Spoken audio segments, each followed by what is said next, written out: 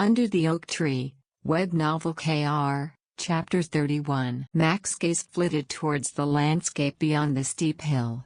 Below the meadow was a large village surrounded by giant grey walls. Riftan pointed his finger in the distance. That's my estate in Anatole. The citizens here are mercenaries, miners, and farmers. But the ground is not suitable for growing, so most of the people rely on livestock, raising sheep, chickens, and goats to survive. As she listened to him, Max carefully surveyed the land where she would live. In front of the towering entrance was a large meadow. Beyond it, a steep high mountain peak to the rear acted as its barrier. And in the middle of the mountain, a giant fortress that looked like a terrifying golem sat, splitting the mountain in half. The moment she saw it, she felt a faint chill go down her spine. The castle of Calypso was very much like her husband's alter ego, a lonely and overbearing giant. It's not glamorous on the outside, but it's spacious inside, confided Riftan nervously. Max's eyes were glued to the castle as Riftan started speaking in a more tense voice. She looked back at him in wonderment. She had never seen such a huge shapeless mass of stone blocking half the mountain. It was quite a stark difference from the regal Gua castle that had a beautiful exterior following the extravagant designs of the Rome Empire. Riftan nervously added, "It's hard to change the appearance, but goddamn it has to be that way. There are too many monsters in the vicinity." Many monsters?" Max nervously said. His expression on edge. Riftan insisted, "You don't need to worry. Do you see how high those walls are?" He pointed to the distance. "I built them as soon as I acquired the estate. It took several years to build a sturdy wall to protect the whole town. But no creatures can get through it now." "I'm not worried," whispered Max. She responded in a quiet but disconcerted voice, in reaction to the intense defense of his estate. But it wasn't just to make him feel better. As Riftan said, she could see that the walls surrounding the castle looked well made and secure, and surprisingly, it made her feel at ease. "Leader, may we head out already? I'm starving. I think the rest of the knights are also hungry and thirsty." At the urging of the knight, Riftan flicked his horse's reins. Their horses galloped faster down the hill, and Max squinted her eyes at the wind rushing at her face. The hood flew off her head. Her red locks streamed behind her, as if they were dancing with the wind. "We are the Knights of Dragon. Open the door." His knights shouted upon reaching the gate. The guards manning it rushed to give them entry after seeing Riftan's armor and the crests on their robes reflected on the sun. In front of the entrance, many villagers came to greet the great warrior who had defeated the evil dragon. Upon seeing Riftan, they all cheered. "Rasam Wiguru de Calypso. Uigrus incarnate Calypso." Max was overwhelmed by the deafening sounds of the cheering and subconsciously moved closer to Riftan. The incarnation of the great hero Uigru, what a fantastic tribute to him. The farmers who had stopped their work waved their pickaxes in the air like a triumphant flag. Miners stood on their carts and swayed their arms enthusiastically while tradespeople sat on their roofs and cheered. Children with soot on their faces beamed, showing their toothy smiles. All the townspeople cried out the name of their lord, and Max could only be overwhelmed by the genuine outpouring of their love for Riftan. Max had never seen or experienced such heartfelt love and admiration for a lord. Such a scene was utterly dissimilar from the servants who had obeyed her father out of fear. It didn't help that her father was a proud, brutal man either. He was always cold and regal. It was another story here, however.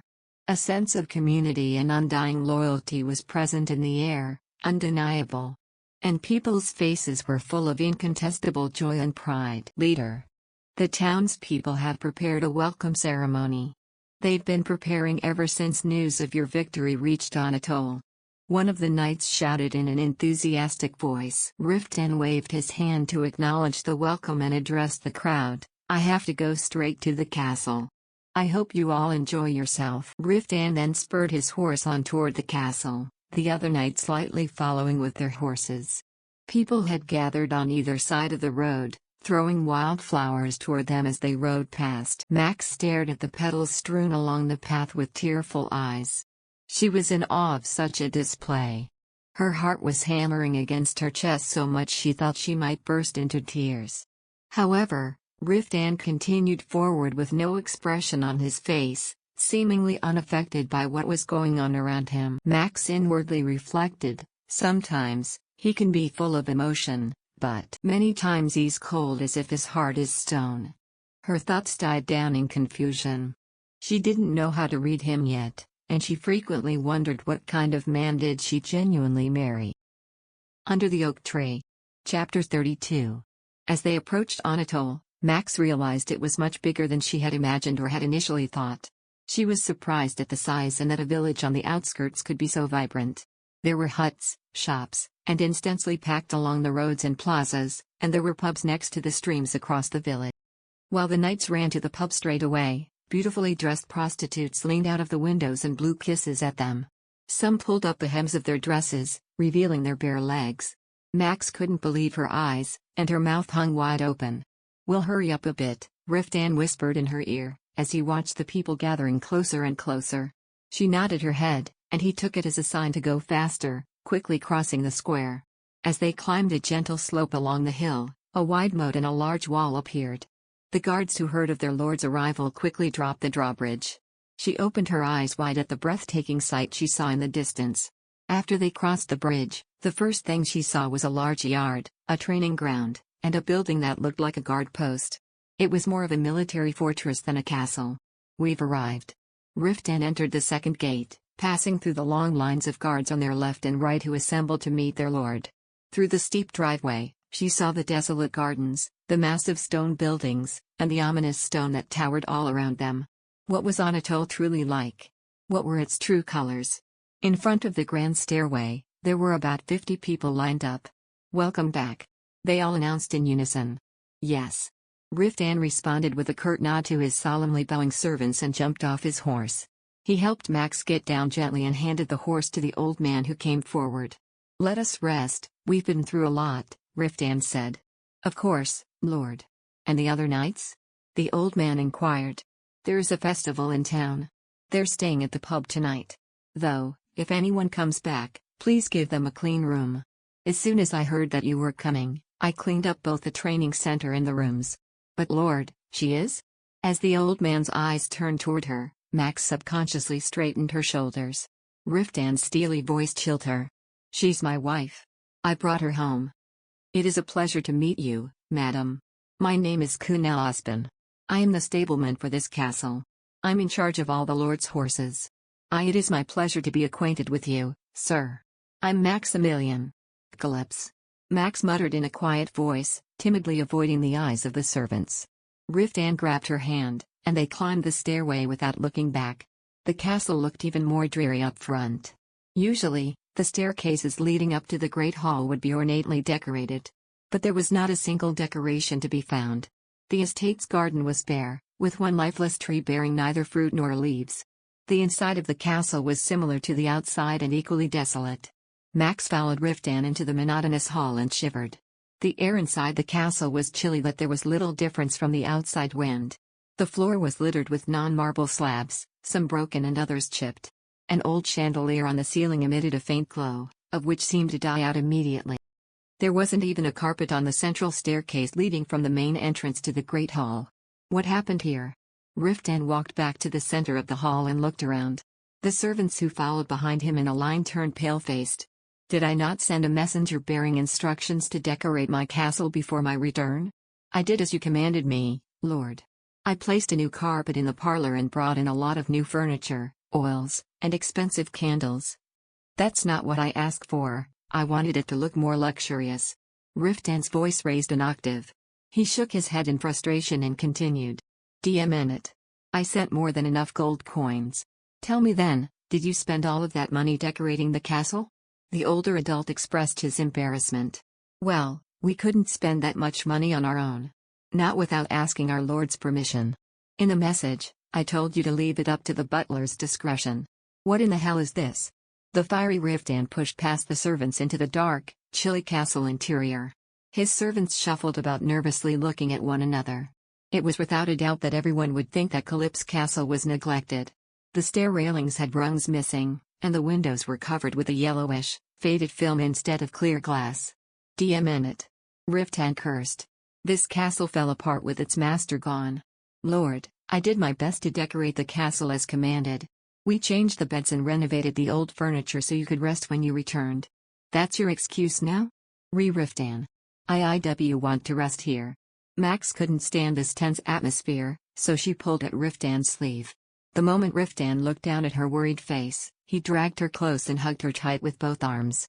Max was so surprised, her knees almost gave out. Under the oak tree. Chapter 33. Riftan then hoisted Max from the ground, making her exclaim in surprise. Riftan. Stay still. I know you are exhausted.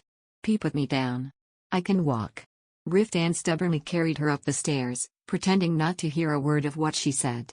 Upon reaching the top, a large hall covered with reddish-brown carpets greeted them. The path leads to a large oak door. Riftan walked across the hall and suddenly stopped in front of the wooden doors. He gently put her down, steadying her with one hand, and pushed the massive entrance open with the other. I hope this room is more to your taste. He quietly said. Max looked around the room curiously, walking over the spacious bed in the center. It was a neat and cozy square. In the middle of the room was a wooden column holding up the ceiling, ancient-looking glyphs inscribed on it. Large, arched windows frame one side of the room, and on the opposite side, a fireplace burned brightly with a warm fire. Running her hands along the veil hanging off the side of the bed, she discovered that the luxurious bed frame was made of cherry wood. Thick layers of wool blankets were carefully piled on top. The servants must have paid particular attention to this room. You think it's shabby, don't you? Riftan asked with a worried look on his face. Max looked at him, bewildered and self-conscious. He grabbed her hand and groaned, curse it. And the servants tried so hard. What? Oh, no. What a beautiful room. This castle is wonderful, and the bed is beautifully prepared. You don't have to lie to me. Did you forget that I recently visited the Quacast? Compared to your father's fortress, this is more like a fucking barn. Max felt horror. No. That's not true.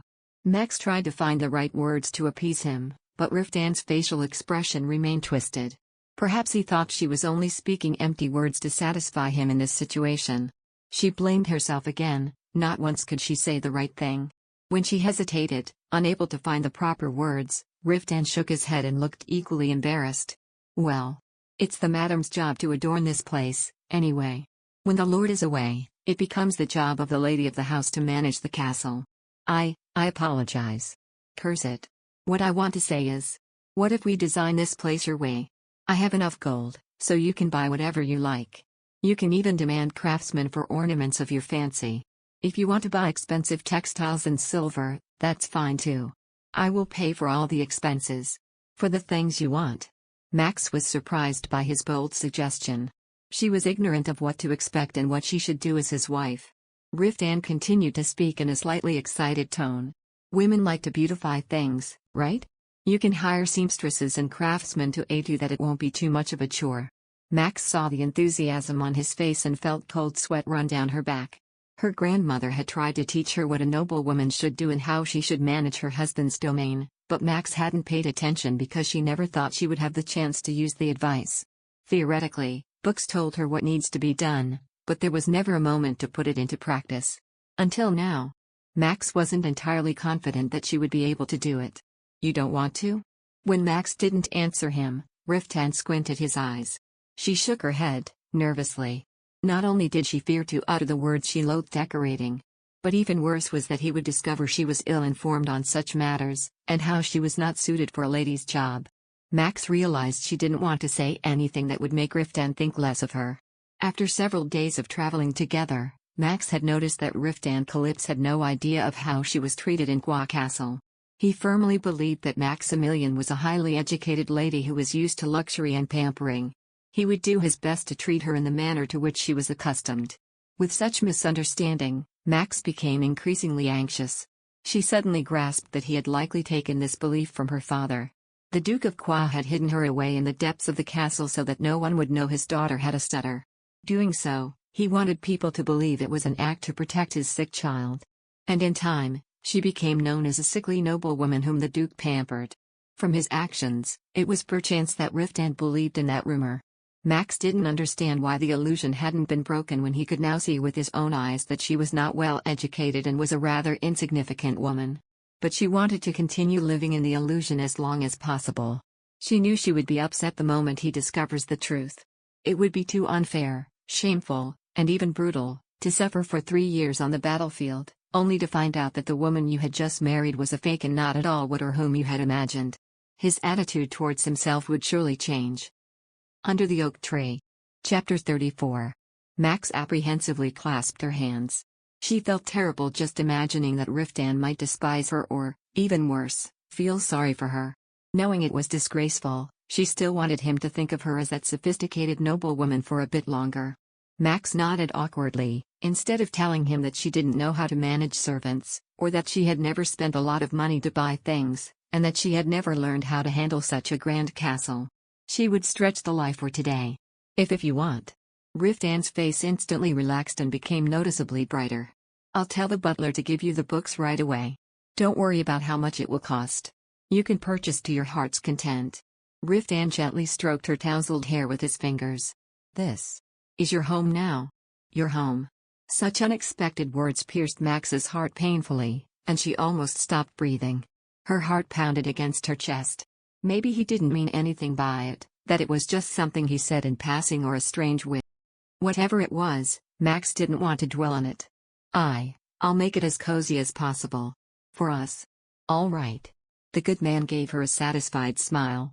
The next moment, he gently pressed his lips over her cheek, and Max shook her head awkwardly.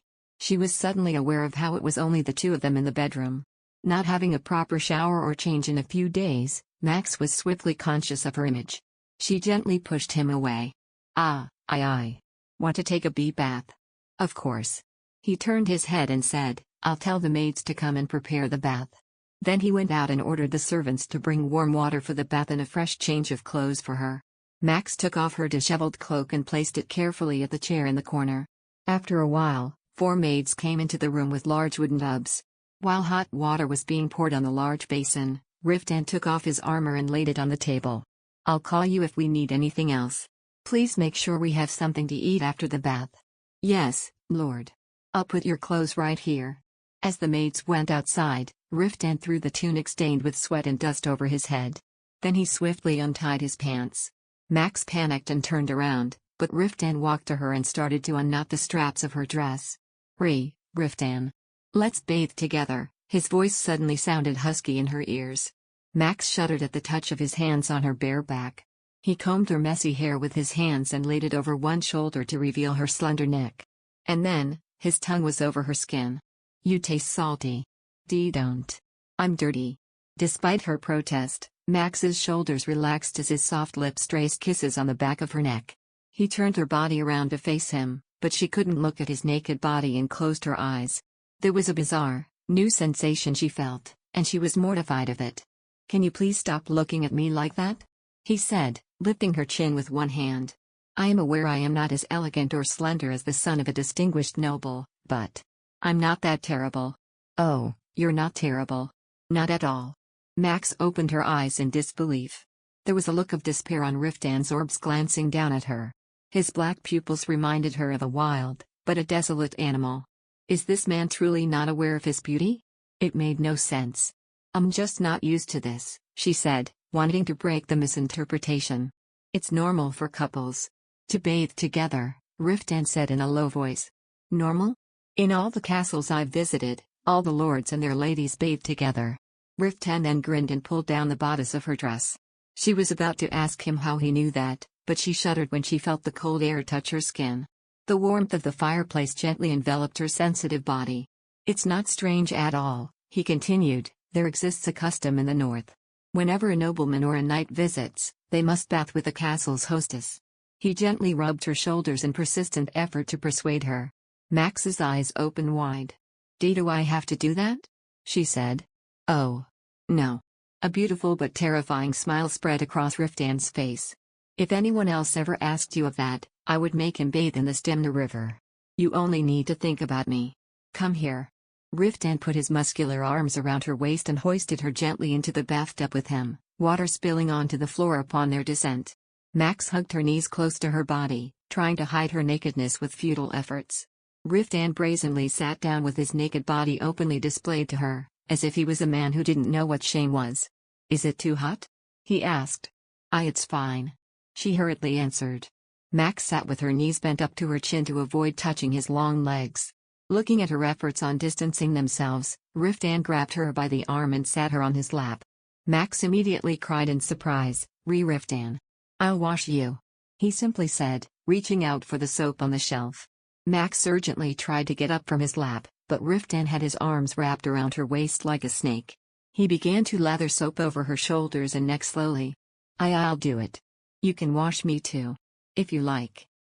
Under the oak tree. Chapter 35. Riftan lathered his right hand with soap and rubbed her bosom gently in a circular motion. It wasn't an unpleasant sensation, but out of modesty, Max pulled back. This, however, didn't stop his hand from wandering. Max closed her eyes as she felt him squeeze her right buttock. He continued to lather soap on her body and massage her muscles while he carefully washed the long hair tumbling around her shoulders, tangled like a vine. Slowly, her stiff and aching body began to relax. "Wash my hair too," he said as he rinsed off the foam on her head. Max's tired eyes were half closed, and when she didn't respond, Riftan picked up the bar of Castile soap and started rubbing it over his hair. He lowered his head to make it easier for her to reach over and massage his scalp. As Max came closer, she felt his hot breath hit her face. Somewhat embarrassed, Max started to wash his hair with timid movements. To her surprise, Riftan moved forward, slowly licking the water droplets on her clavicle with his tongue. Max suddenly had a flashback to her childhood when she would sneak out to the garden and play with her father's big hunting dog. Washing Riftan now was an all-too-familiar experience of bathing her father's dog who would lick her face.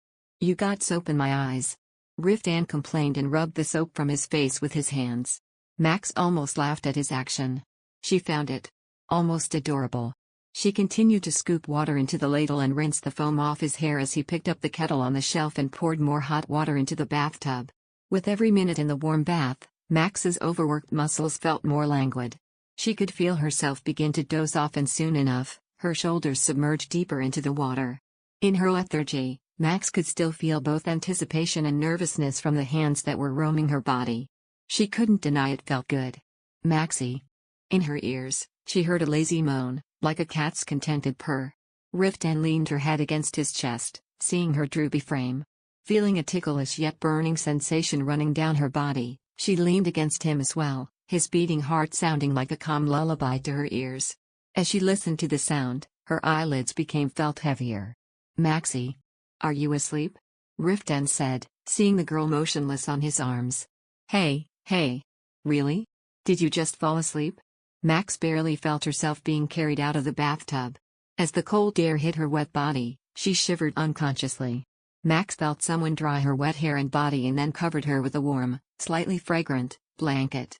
Throughout, she could feel the comforting heat of the fire as it continued to burn. The last thing she remembered was Riftan's enthusiasm to caress her body. Max suddenly stirred, feeling the chill, and awoke to her head cold and hair damp. Rubbing her eyes, she could hardly lift her body out of the bed as the frigid air enveloped her. Max looked down at her naked body, barely covered by the cashmere blanket. For a moment, she couldn't remember what had happened last night, or rather in the early morning. "Of course, we arrived in Anatole yesterday." While taking a bath with Riftan, Max recalled falling asleep from the weariness that settled after she looked around in wonderment that was her new home. However, the room was empty, saved for her in the wide bed. But then she saw Riftan's robe draped near the fireplace where only ashes remained. Max sat up and quickly noticed a change of clothes of what appeared to be an apron folded on the shelf next to the window. She wrapped the sheet around her body and got out of bed and stood on her tiptoes, trying to reach the high shelf, when suddenly, there was a knock on the door. Yes? Max replied in a confident voice that sounded strange, even to herself. A soft voice replied through the other side of the door. "I'm sorry to disturb you, madam. I need to add some firewood." "Oh, of course. I'm awake. Why, you can come in." Upon her affirmation, a tall and lanky maid opened the door and walked in. Although she was not a young lass, she had that mixture of youth and confidence oozing from her. Max guessed she was about 30 years old. "I'm Rudy's Ain, at your service, madam. Maximilian Calcalips. It's a pleasure to meet you." Even when Max was stuttering, the maid responded in politeness and calmly said, "I heard that you arrived very late and didn't manage to have dinner yesterday. Would you like me to prepare a meal?" Max couldn't even have guessed she was famished. Everything had happened too fast in front of her eyes. Remembering her current improper state of clothing, Max hurriedly said, "Before that, I need to get dressed." "Please wait for a minute, madam. I'll aid you in changing," the maid suddenly offered. Under the oak tree. Chapter 36. The maid picked up the firewood from the basket she carried, tossed it into the fireplace, stabbed it a few times with a poker before hanging wet clothes a few feet above it. Not far from where she stood, Max could be seen quivering in cold. She was only wearing linen drawers, her body clad in nothing but a thin cloth. Starting on her tasks, the maid poured hot water into a small basin and dropped an amount of perfume oil in it. She then dipped a piece of clean cloth and gently wiped her mistress' face, neck, and arms. Afterward, she handed Max a gorgeous skirt that reached the top of her ankle. It suited her. Dressed in the elegant dress with the intricately embroidered patterns, Max looked stunning. The sunshine-like golden dress, with butterfly wings on its sleeves, was every bit as beautiful as Rosetta's. "Is it too tight?" Rudy's asked thoughtfully, tying the red chest strap under her swollen chest. Max shook her head, her eyes trained on the image reflected in the mirror on the wall as she did so. As she was in high spirits, her pale face looked brighter, and her reddish-brown hair, which always seemed messy and tousled, looked surprisingly elegant in this beautiful, golden dress. "Would you like me to braid your hair?" "Yes, please." As she sat in the chair by the window, the maid tilted the mirror, adjusting its position for Max's view. Not long after, she grabbed an ivory comb and brushed Max's hair carefully, her hands gliding between the intertwined locks and tresses. Max looked out the window and listened to the sounds that resonated inside the room.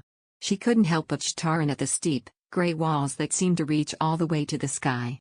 "Would you like me to bring you some food?" She wasn't famished still and would rather venture around the castle more. But somehow, she felt reluctant in expressing her desire, a trait she inherited from her previous situation. But on the corner of her mind, her freedom finally came to realization. There was no half-sister here to look down on her nor a father to hurt her. She could go anywhere freely.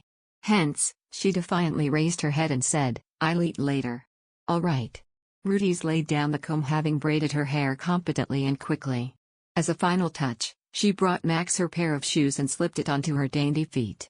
Max gazed at herself in the mirror. She wasn't used to having a maid help her dress like this. What would Riftan think? By the way, where's Riftan?" "The Lord has been out since dawn." The maid responded with a slight irritation in her voice. "Do you need him for anything?" "Oh, just." Max shook her head, not knowing why she was asking. The feeling of being excited for a moment from wearing pretty clothes faded as quickly as it had come. Like a lie which filled her with a flicker of shame. No. She answered in an unstable voice that even she had hated to hear. Max could not comprehend the shame the maid made her feel. Rudy's hurried out of the room, embarrassment written on her face. "Ma'am, let me guide you to the dining hall." Rudy's was nervous, but Max just nodded in acquiesce. Even so, she was grateful that the maid treated her respectfully. "This way." Rudy's led her to the stairs. She looked around the castle that she had seen for the first time just the day before. The gray walls and arched windows give the place a solid and tremendous beauty. Sunlight pouring from the window casted a light shadow on the floor. She stepped out into the room and narrowed her eyes. The town of Anatole was very different from what she saw in the darkness of late evening. Yesterday, it had seemed dreary and bleak and rather old-fashioned. But now it was no less than a king's castle straight out of a fairy tale. "Is there any special food you prefer, or dislike?" "Oh, just." She blurted out words which in hesitation, suddenly died in her throat. An awkward look flashed across the maid's face which caught Max's notice. Is she lamenting the fact that she has to serve someone as difficult as me? A sense of inferiority rushed over her. Nonetheless, she shook off the negative thoughts and followed the maid into the kitchen. A long cherrywood table lay in the middle of a spacious dining room. As she approached, one of the servants on the other side of the room quickly pulled out a chair. "Did you sleep well, ma'am?" "Yes, I slept well. I couldn't introduce myself yesterday, because I didn't want to bother you. I'm Rodrigo Sarek. I oversee all the servants of this castle." She nodded and found out that he was the old man who had yelled at Riftan yesterday. "Nice to meet you." As politely as possible, Rodrigo bowed. I will serve you with all my heart. If you need anything, feel free to tell me. Oh, which made me think, yes, yesterday, the Lord. He told me I could decorate the sea castle. In fact, early this morning, Lord Riftan asked me to assist you in any way possible. We're planning to call the merchants to the castle soon, but would you like to take a look around in advance to get familiar with the Lord's property? Yes. Yes, please. Under the Oak Tree.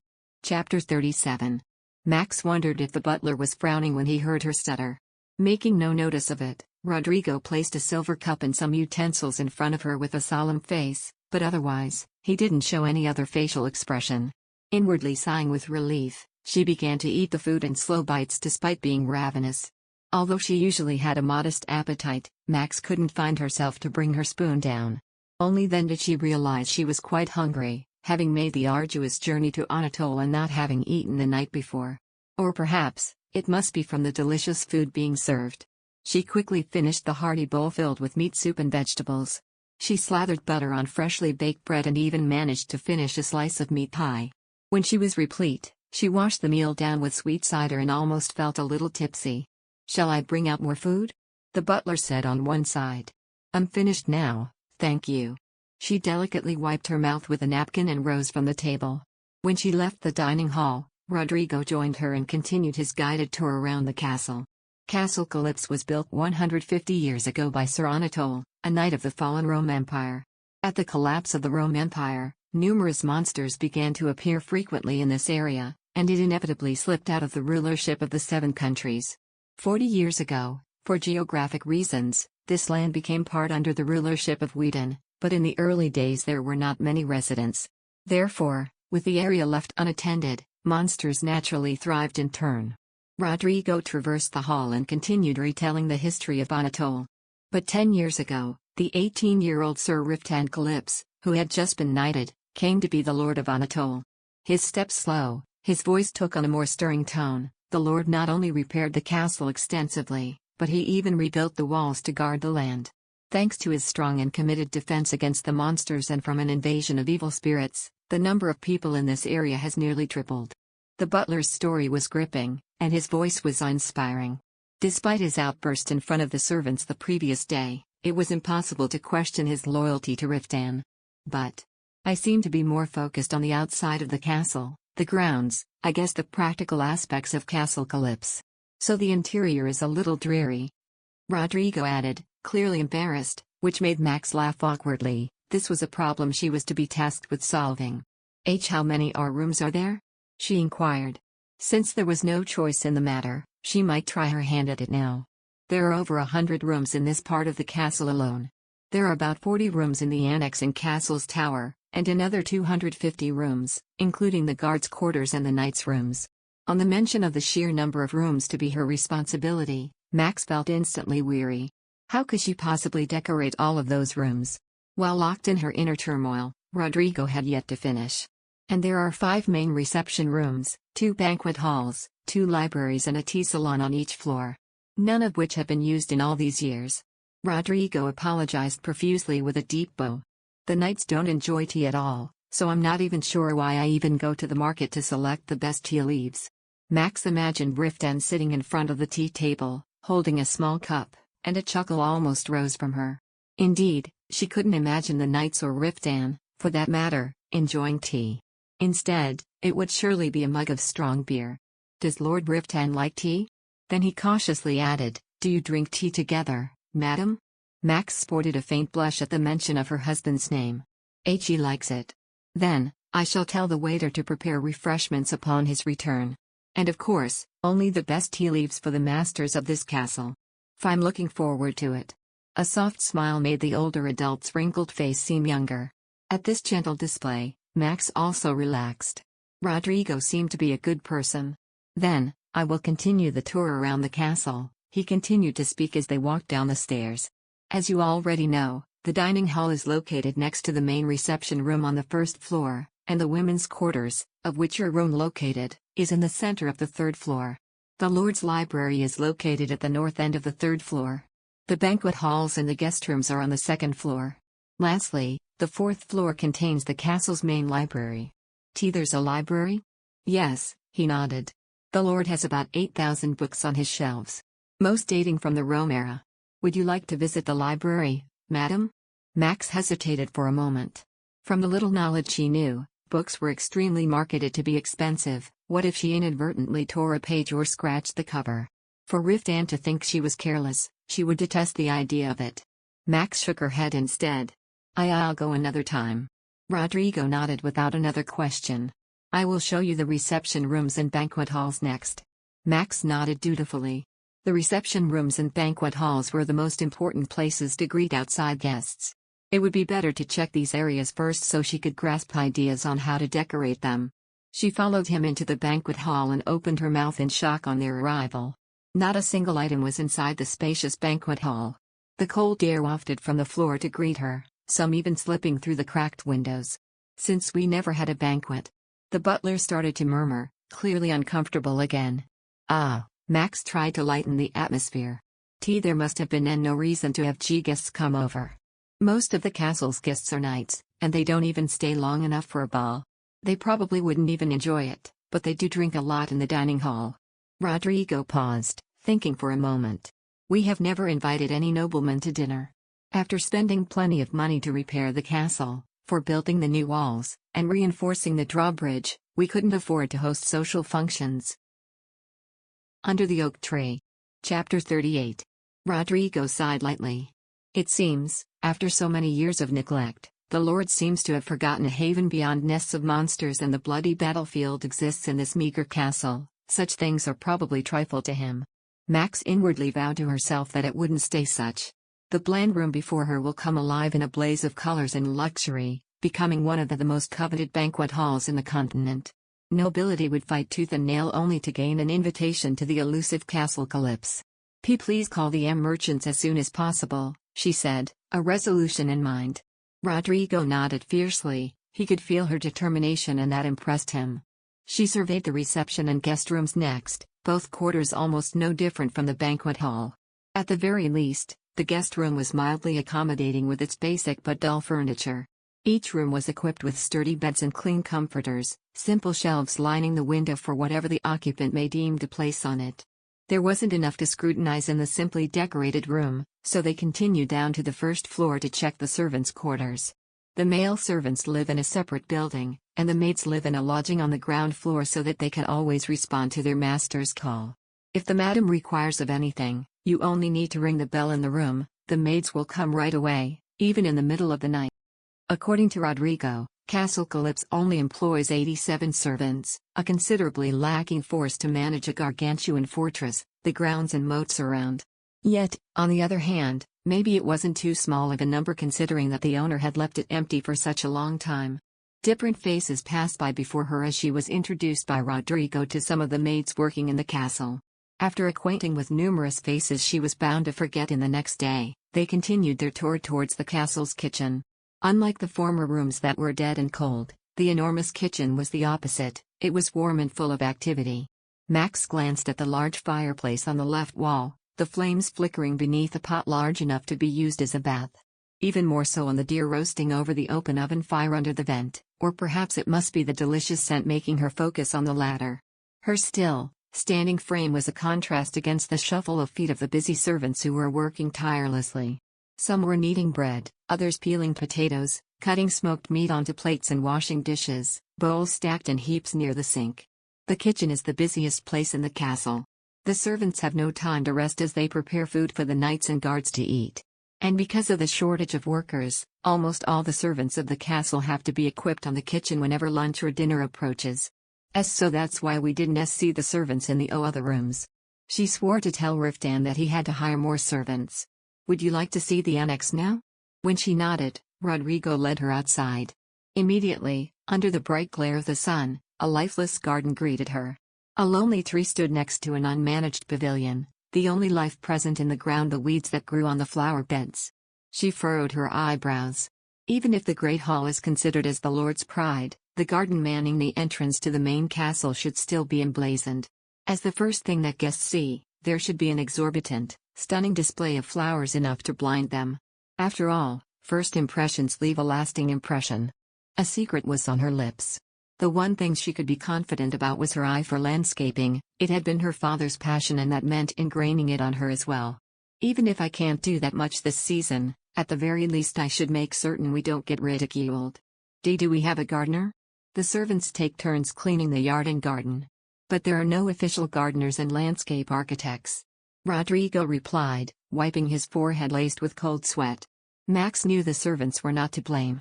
It was usually the responsibility of the lord and his mistress to furnish the castle. Since Riftan had been on a lengthy expedition, the management should have fallen to her hands as his wife. Yesterday's accusations her husband had thrown at her suddenly flooded her mind like an inclement torrent. Show me the annex, please. Yes, madam. Come this way, please. Quietly following Rodrigo's instructions, they walked past the great garden and along the small walkway on the left side of the great hall. Old oak trees provided them dense shade on the dirt road from the unforgiving heat. The annex was the primary residence of the late Sir Anatole's clan, but now it has been remodeled and used as lodging for apprentices. Max tilted her head curiously. Does Castle Seaclips have a lot of apprentice knights? There are about 30. After the lord became the knight commander, many aristocrats sent their sons and daughters to train under his tutelage. Upon the end of their apprenticeship, they are initiated as members of the Reamdragon Knights. The butler, who was leading the way, suddenly halted in his steps. They stopped close to a wide, open field at the end of the path. Boys, barely considered adults with their faces reflecting their youth, were all lined up, each of them wielding a wooden sword that looked harmless but Max knew would yield some damage. Oh, it's the hour for training. He then turned to her, asking for opinion. What shall we do, madam? Would you like to greet the apprentices? Oh, no. I don't want to disturb them. We can come back later. Sudden embarrassment sprouted inside her from nowhere, and she suddenly stopped talking. Riftan's broad shoulders as he stood ramrod straight in front of the boys caught her eye. I guess the lord was overseeing the training. The butler also found himself standing under the shade of the tree and said in a tense voice. I believe it's a good idea to go back, madam. The lord doesn't like spectators to be present during training sessions. Oh, then let's go. She hoped the disappointment wasn't evident in her voice. As she turned back to the castle at Rodrigo's request, she felt the familiar rough palm of a man grab her delicate wrist. Under the oak tree. Chapter 39. The force of the grab was enough to whip Max around. She was surprised to see Riftan staring at her with a puzzled expression, immediately sensing his gloomy mood. But she was sure he was supervising the boys in an exercise only a few minutes ago. I would have interrupted the training session to introduce you to my apprentices if you had only come up to me. Why are you leaving without greeting me? Max's eyes widened in surprise. I didn't want to bother you. You never bother me. He looked back at the lads, with his hand still holding her wrist. The apprentices were all panting, sweaty and with carmine faces, having just done rigorous sprints up and down the field with their wooden swords. 2 more repetitions and then you may rest. You can all take an hour off and resume training after, Riftan shouted over the boys, already on the verge of kissing the ground. I'll rest at the annex. Then he took her hand in his and started walking with her towards Castle Calypso. Max turned to Rodrigo with a flustered look, as if to apologize for abandoning him. Rodrigo, however, seemed to have no intention of following the couple. He just stood still, clasping his hands together and bowing his head in deference. Riftan marched up the walkway without even sparing him a glance. How about a meal? He asked out of the blue. Oh, I've already eaten. I went to the dining hall earlier. The butler was showing me around the castle, and we were on our way to the annex when we ran into you, she stuttered, avoiding his gaze. It was not the time and place, but her thoughts betrayed her, concocting the nerve-wracking caresses of the intimate bath they shared some time ago. Sorry for bothering you yesterday, she blurted out. For reasons why she was internally admonishing herself, she was quite unsure. Bothering me? The man slowed down and looked down at her again with a befuddled look. Falling asleep. We couldn't have a meal together. You were exhausted from the long journey. There's no need to apologize. Riftan responded curtly, starting his clipped steps again down the pathway. Panic flooded inside her chest as she hurried after him. Although he said everything was fine, she knew there was some agitation inside. But weren't you tired as well? Since you did most of the work. I wasn't the least weary, Riftan said elusively, faintly wanting to dismiss the matter. It's because you're unceasingly so full of life. What? Riftan then sighed to himself, now comprehending the naivety of the women beside him. She simply hadn't understood how aroused he had been after the bath. Of course, he didn't want her to fall asleep. He had tried to keep her from sleep's grip, but she must have been truly drained from the travel. Nothing. You said you were looking around the castle? I'll be your guide this time. All are right. The thoughts wondering if she had offended him trailed after her as she obediently followed him. Riftan climbed across the garden wall and onto the rampart. He then leaned over and pulled her up onto the walls with him as if she was no heavier than a child. From their vantage point, they could see the expanse of rugged hills, steep cliffs, dark green vegetation dotted on the opposite slope and the looming walls that stretched to encase them. Every day 30 to 35 soldiers patrol the castle and survey the surroundings to check for sightings of monsters. If they see one, they sound the trumpet to alert other knights. When they hear the signal, the knights begin their preparations to subdue the monsters. Listening to his explanation, she looked at the stronghold built on the high ground above the valley and observed its simple structure. A solid, high wall stood on all four sides. The dormitory and training facilities for the knights were next to the main gate, and a residence for the servants of the castle and annex were behind the second gate. Behind the building stood a reedy, tall tower that stretched to the skies like a spike. When she looked at it curiously, Riftan explained. Ruth resides in that tower. It's closer to the mountains, therefore a convenient place for casting magic in case of an emergency. A scowl laced his features. He then turned to her and said, worry evident in his tone, don't get close to it for any reason. In order to protect his research, Ruth installed outlandish magic circles all over the place, causing the occasional trouble. He's a magician? She looked up at him again, bursting at the seams with childlike interest. When she was about to ask more questions, Riftan ended the conversation as quickly as he had started it. He walked along the patrol road towards the rear of the castle. Max followed beside him, sometimes casting furtive glances, she hoped, at the tower, hoping to see some kind of magic trick appear. You can see the stables over there, that's the barn, and that building is the food warehouse. The warehouse should always contain more than what is sufficient in case of any long and drawn-out battles. Riftan, who continued speaking monotonously, suddenly looked at her. Are you bored? I'm not very good at this. I don't know how to treat a woman. He suddenly disclosed. I may not be bored. Her laugh came a bit too high-pitched for her ears. She was quite aware how he was far from a cultured man. She surmised he was one without passion for reading, and who frequently lacked engagement in refined conversations with noble women. Yet, it was also difficult to believe his inexperience with women, unless he had suddenly turned into a man overnight. Is he insinuating then that in his 28 years as a fine-looking man with a reputation for valor and strength enough to swoon the kingdom's beauties, he had never been tempted by a woman? Under the Oak Tree. Chapter 40. Max recalled stories of the knights who would visit Castle Gua, all of them geniuses in the matter of love. She couldn't count the times she heard maids, seduced by knights for a night's company, giggle as they reminisced about how some of the knights skillfully led them at seduction. It was impossible. She firmly believed Riftan must have had his fair share of relationships with young maids or beautiful ladies. Didn't Riftan also divulge to her that it was custom in the north for lords and ladies to bath together? How would he know that information unless... Max caught herself in time and halted her predilections for negative thoughts. No matter what he had done in the past, it didn't matter now. What's wrong? You're frowning. Oh, the wind is a little cold. Riftan bent over and embraced her into his arms, warming her body that had gone cold from the chill weather. The masculine aroma that invaded her senses almost stopped Max from breathing, that funny feeling settling in her once again. You should have worn thicker garments, he said in a muffled tone above her head. It's all right. If the wind wasn't blowing so strongly, it would be fine. The sun is warm. Do you like it? I mean, the dress. She looked down at her garb, too gorgeous to be worn by her. It would be strange to tell him that this was in fact the first time she had ever worn such pretty clothes. I do like it, she said instead.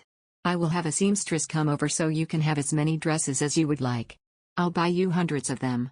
Riftan grasped her chin lightly and lifted it up, intensely boring into her eyes with the solemn promise of extravagance.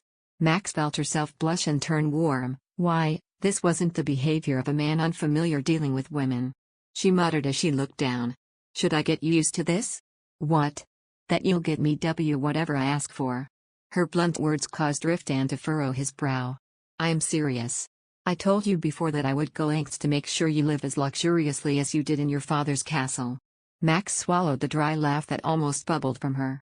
How could she have lived a delectable life of lavishness? Never had she been given what she desired, or even what a noble woman needed. If he knew how erroneous his preconceptions were on her past life, would he be trying this hard? She felt as if she was deceiving him, and it made her feel insufferable, as if she was a villain. She mumbled slightly, avoiding his eyes. "See, can we take a break? Do you feel tired?" As she nodded, he stepped forward to lead her home. A strong wind was blowing from the north and swept through the trees covering the bluish hillside afar. Max stopped for a moment, inhaling the scent of pine, the mustiness of mushrooms. Would she smell this every day? Max, overlooking the majestic scenery, soon followed behind Riftan down and away from the sights. Riftan had to leave her again to oversee the training of the potential knights. She returned to the room alone, sitting in front of the fireplace to relax as Rudish brought ginger tea and sweets with dried fruits as snacks to replenish her. "As you are going to have dinner with the knights this evening, would you like to change your clothes, madam?" Rudish said, refilling her empty cup. Max, after finishing a mouthful of dried fruits, looked up at the maid in confusion. Change? Yes, since you're meeting them for the first time as the Lord's wife, I suggest it would be better to dress more formally. She bowed her head with a tense face. "I apologize if I overstepped." "No, you didn't." Max grimaced as she gazed at her own reflection in the mirror leaning against the wall. The hair that Rudish had neatly brushed and twisted elegantly this morning had been ruined by the wind. She nodded, pulling out some pins and letting her wavy hair down as a scent for the maid to do her magic on her locks a second time. "All right. Please do." Rudish went straight out of the room with the teapot and came back with a small jewelry box containing intricate combs, perfumed oils and fine ornaments. She sat in a chair in front of the mirror as Rudish first used a comb to smooth the knots in of her hair. For a long time, she kept brushing, occasionally adding a bit of the oil and then brushing again. Soon enough, all her efforts to tame her frizzy hair could be seen in Max's kempt and shiny hair. "Shall we put in a hairpin? Or would you rather wear a crown?" Rudish opened the box full of jewelry. At the expensive trinkets that seemed to blind a person, Max's eyes opened wide as saucers. Emblazoned brooches, pearl necklaces, gold rings, and silver hairpins were placed neatly on the red satin. And in a separate box was a stunning tiara. To her knowledge, Riftan's mother had died when he was young, and he had no sister, or other female relative. So where did this all come from? Wasn't it a little too fast to be able to prepare such for a dinner, the day after arriving? She could only infer that these jewelry are items from his past lovers. "Madam, do you like any of these?" I do." She stopped, feeling as if she was prying into someone else's domain, one she shouldn't step inside, and instead focused on picking out something, anything. "This hair pin, please." "Yes, madam." Rudish braided her hair tightly, rolling it around on one side, and fixed it with the silver hairpins decorated with colorful flowers. Then, she looped a pearl necklace on her neck and a crystal ring on her finger. Max looked at the strange reflection of the woman with her coiffed hair and the jewelry that lit up her face. She didn't look herself. Dare say, she looked beautiful. The simplicity of her look brought out her features more. "If you don't like the look, I can bring you other jewelry." Rudish, who had been looking down at the many imperfections on her skirt, politely offered. Max shook her head. It's lovely. I'll go with this." Rudish looked relieved. When they were ready to leave the room, she placed a thin, almost translucent shawl over her shoulders. Suddenly, twilight was falling outside the window. Under the oak tree. Chapter 41. Shortly, another maid arrived to say, "The Lord is on his way, madam." As she looked out the window, a familiar voice came from the other side of the room. She turned her head, half expecting to see Riftan, but it was Rodrigo who walked inside the room, dressed in his formal attire. "All the knights have already arrived. Please follow me, madam, the Lord is waiting." Max descended the stairs alongside Rodrigo. Upon reaching the entrance to the dining hall, the din inside was immediately apparent. She stood still at the door, some hesitancy in place as she stole a peek, she hoped was furtive, inside. Under the twinkling lights, some 50 men sat along the tables stretching towards the ends of the room. Heartily eating, loud talking, and drinking with clamor. A warm ambience was prevalent as a golden fire burned brightly in the fireplace, the legs of the table groaning with the weight of the scrumptious feast. Steaming meat dishes, glasses full of red wine, bowls of potatoes, varieties of fruits and bread, all placed evenly across the table. Max felt ostensibly like an outcast, a peeking Tom where she shouldn't be. Only men and the maid serving them were littered inside the hall. Was it genuinely adequate for her to barge into the room meant for the knights?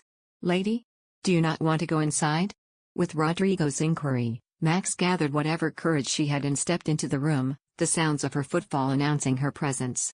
The once noisy interior quieted as the dozen pair of eyes were instantly fixed on her. She found their scrutinizing gazes disquieting. She was even more uncertain where to place herself in the throng of strangers. "Maxie, come here." Riftan gestured to her, a gesture she found warming, like a lighthouse guiding her. Max straightened her posture, emboldened inside her as she swiftly crossed the room to seat herself next to him. As soon as her bum hit the chair, the maids were quick to serve her some wine and bread. "Everyone, I would like to introduce my wife, Maximilian Calypse." She glances at the knights' faces before her nervousness probably disclosed by her face at the moment. They didn't look hostile, nor was there joy in their faces. It seemed disinterest was the only prevalent welcome to Riftan's declaration. Thinking her introduction was over, Riftan unexpectedly addressed the assembled group in a somber voice. "I hope that you will treat her well and with respect." As if a spell had been broken, they all raised their glasses towards Max, clapping and cheering loudly. She tried to mumble her thanks to everyone, but her tiny voice was quickly drowned in the sea of baritones.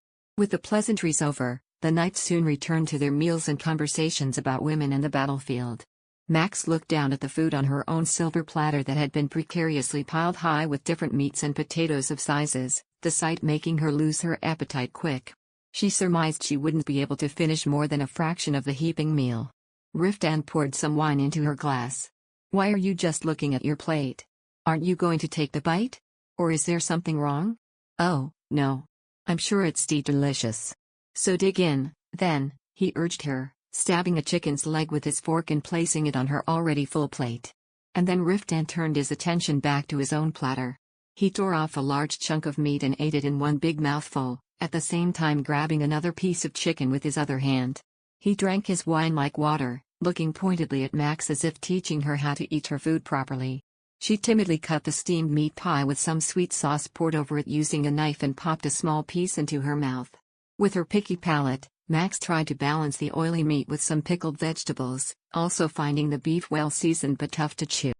Still, the food here was far superior to that served at Castlegua. It was merely inimitable in quality. "Try this too. It's delicious." Riftan, who had been silently watching Max eat, wanted her to try some of his favorite dishes. She hesitantly took a bite of the unknown meat glazed in a reddish sauce, finding it too fishy for her taste. But seeing Riftan's gaze trailed on her, she tried to finish it. But the man wasn't finished pampering her yet, as he took beans and potatoes after another her, taking the maid's responsibility to serve her. "Now, try this too.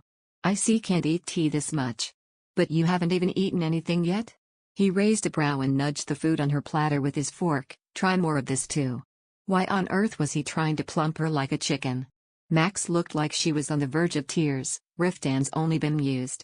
She couldn't help but feel nauseous just thinking about eating more greasy meat. "A sparrow would eat more than you." That's not true. I ate a lot." Riftan roared with laughter. And Max felt how naive her statement was upon seeing the bones piled on his plate. Compared to her husband, she really hadn't eaten anything. It was so that her appetite was inferior to all others in the hall. Then how much food is enough?" she asked him. Riftan chewed and looked down at her. He replied loudly, swallowing the food in his mouth. "Aren't you supposed to eat a whole chicken?" For a woman, I don't think so. The women I knew ate that much." They dismissed the past as insubstantial, yet the words still marred her for some reason. Who did this particular description belong to? Does he have a predilection for women with hearty appetites? Her sight unconsciously lowered down to her slim body. Men are always in need of healthy wives to produce able-bodied heirs. Max closed her eyes tightly and tried to force a little more food into her mouth. "You should try eating a bit more. You already look so weak." She nodded, her attention shifted to the home-baked bread instead of the meat. In the end, she was unable to resign herself. On her side, Riftan was now talking to an old knight and drinking a large goblet of wine with him. She took a sip of the red liquid filling her cup, admiring the coalescence of sweetness and sourness as she watched their interaction. Under the Oak Tree. Chapter 42. In addition to the knights who had accompanied them on their trip, new and strange faces were present. In the middle of the long table, young knights were talking and drinking exuberantly as two older knights in their 40s chatted with Riftan, even going as far as to challenge him to a drinking contest. Max continued to sip her wine, her lack of conversing partner, making her unwittingly eavesdrop on their stories.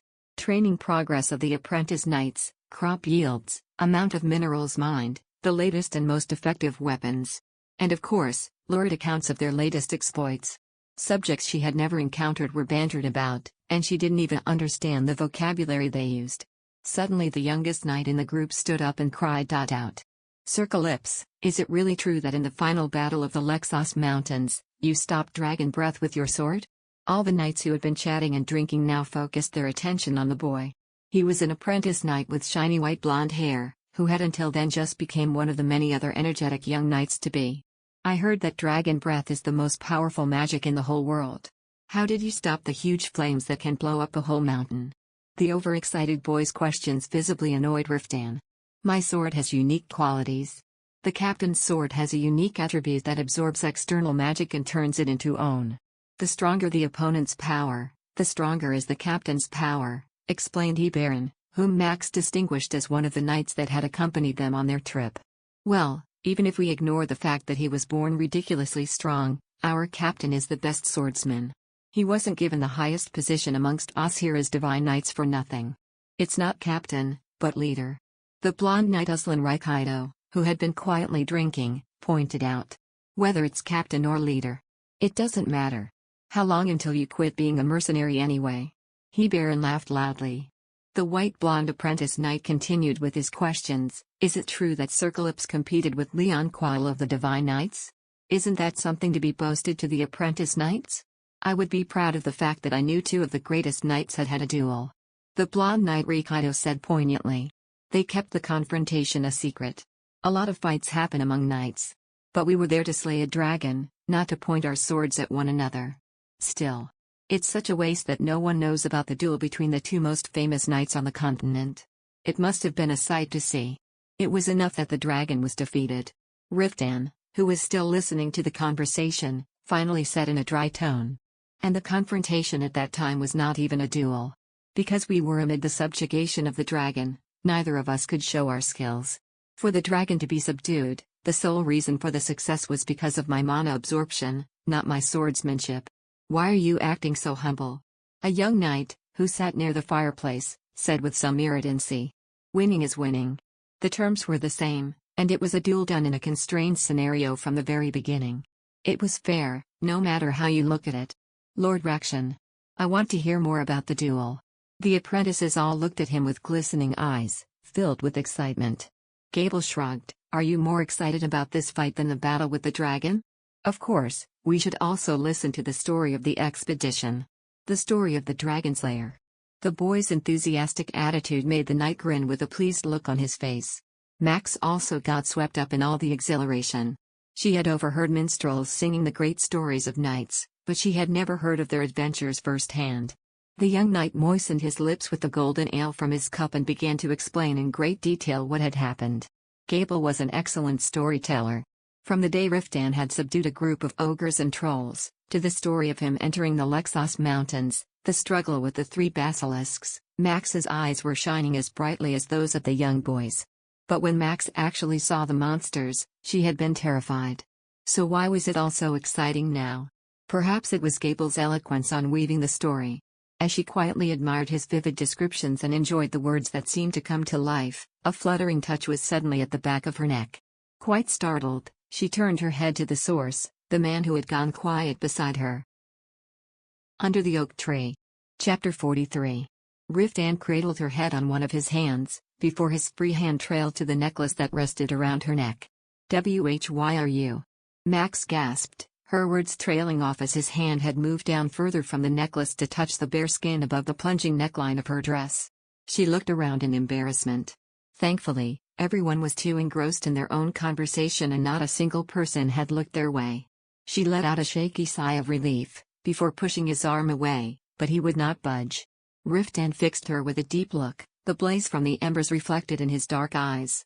He toyed with the few strands of loose hair that had flown down the back of her neck, lightly caressing the area around her shoulder bone with his fingertips. Her body trembled at the electric feeling she was experiencing, from her back down to her toes. His hand slowly winded down, from her back then to her waist, wrapping his arm around her. Max felt her face flush at the softness of the skin contact, Riftan's gaze never straying far from her face. Riftan, she stuttered at him, and he let out another small smile. My wife seems to be tipsy, so I shall take my leave first, he said to the knights who were fully absorbed in conversation.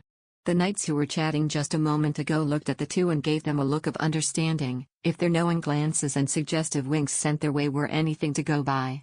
Max was certain her face was dyed a deep red and felt she could die on the spot from the sheer embarrassment she was feeling. Let's go, he whispered at her ear before he began to pull her away from the crowd and towards the entrance, ignoring the encouragement, catcalls, and whistles the knights gave them as they left. Max stumbled out of the dining hall after him as he pulled her away, her wrist grasped in his hand. They passed through a lavatory, cleaning their soiled hands from the feast before Riftan's footsteps rushed out again. She couldn't help but look around the change in scenery as they continued to walk away. Despite the wall lamps shining light onto the outside hallway, some parts were still too dark for her to clearly see. She blinked her eyes as she tries to adjust at the lack of brightness. Even the moonlight wasn't able to shed some light, thanks to the opaque glass of the windows. Still, it wasn't able to shelter her from the natural chill the night brought within the halls, sending shivers up her arms. Riftan. Just a bit slower. Max stuttered, but he didn't seem to be listening to her, as she still kept on tripping with him, unashamedly keeping up with the fast pace. When it was clear he wasn't listening to her, she attempted to yank her arm away from his grip before she felt the air knocked out of her as her back hit the wall. She stifled a gasp as she saw Riftan trap her with his body. They stopped by the staircase, and Max could feel her quickening breaths, before she felt the air leave her body once more as Riftan connected their lips. The kiss was wild, full of teeth and biting, and possessiveness. She felt herself beginning to lose herself in the kiss, her grasp tightening on his arm, her nails digging into the cloth. It wasn't their first kiss, she'd tasted him a number of times, but it still left her reeling with the rush of a first kiss every single time they would. Riftan moved from her lips, trailing wet kisses on her jaw, down to the side of her neck. He suckled on the soft skin, before he went back to her own mouth once more, and their tongues began to battle for dominance. I've been thinking about this all day, Riftan muffled between kisses. Every time I saw you look at some other guy instead of me, I can barely contain myself in marking you for mine. He growls at her, a feral sound in her ears. Max barely held back a moan as she felt the vibrations rumble at his chest. She was certain that by now her heart was beating so hard against her own chest, threatening to burst. His calloused hands moved up to the nape of her neck, pulling her further into him, if that was any more possible. He moved them up the stairs, taking one step at a time, still taking the sweet time to kiss her senselessly, never once breaking contact. She clung onto him in desperation and ecstasy, fear of falling and the promise of tonight making her head spin. Why is it that every time he would touch her, she can't seem to think properly? Even when she knew he was once someone that made her uncomfortable, someone that made her scared? Damn it, why are the stairs so long? He groaned in frustration, before his hands went up her skirt, caressing her thighs. Max let out an involuntary shriek at the touch. No.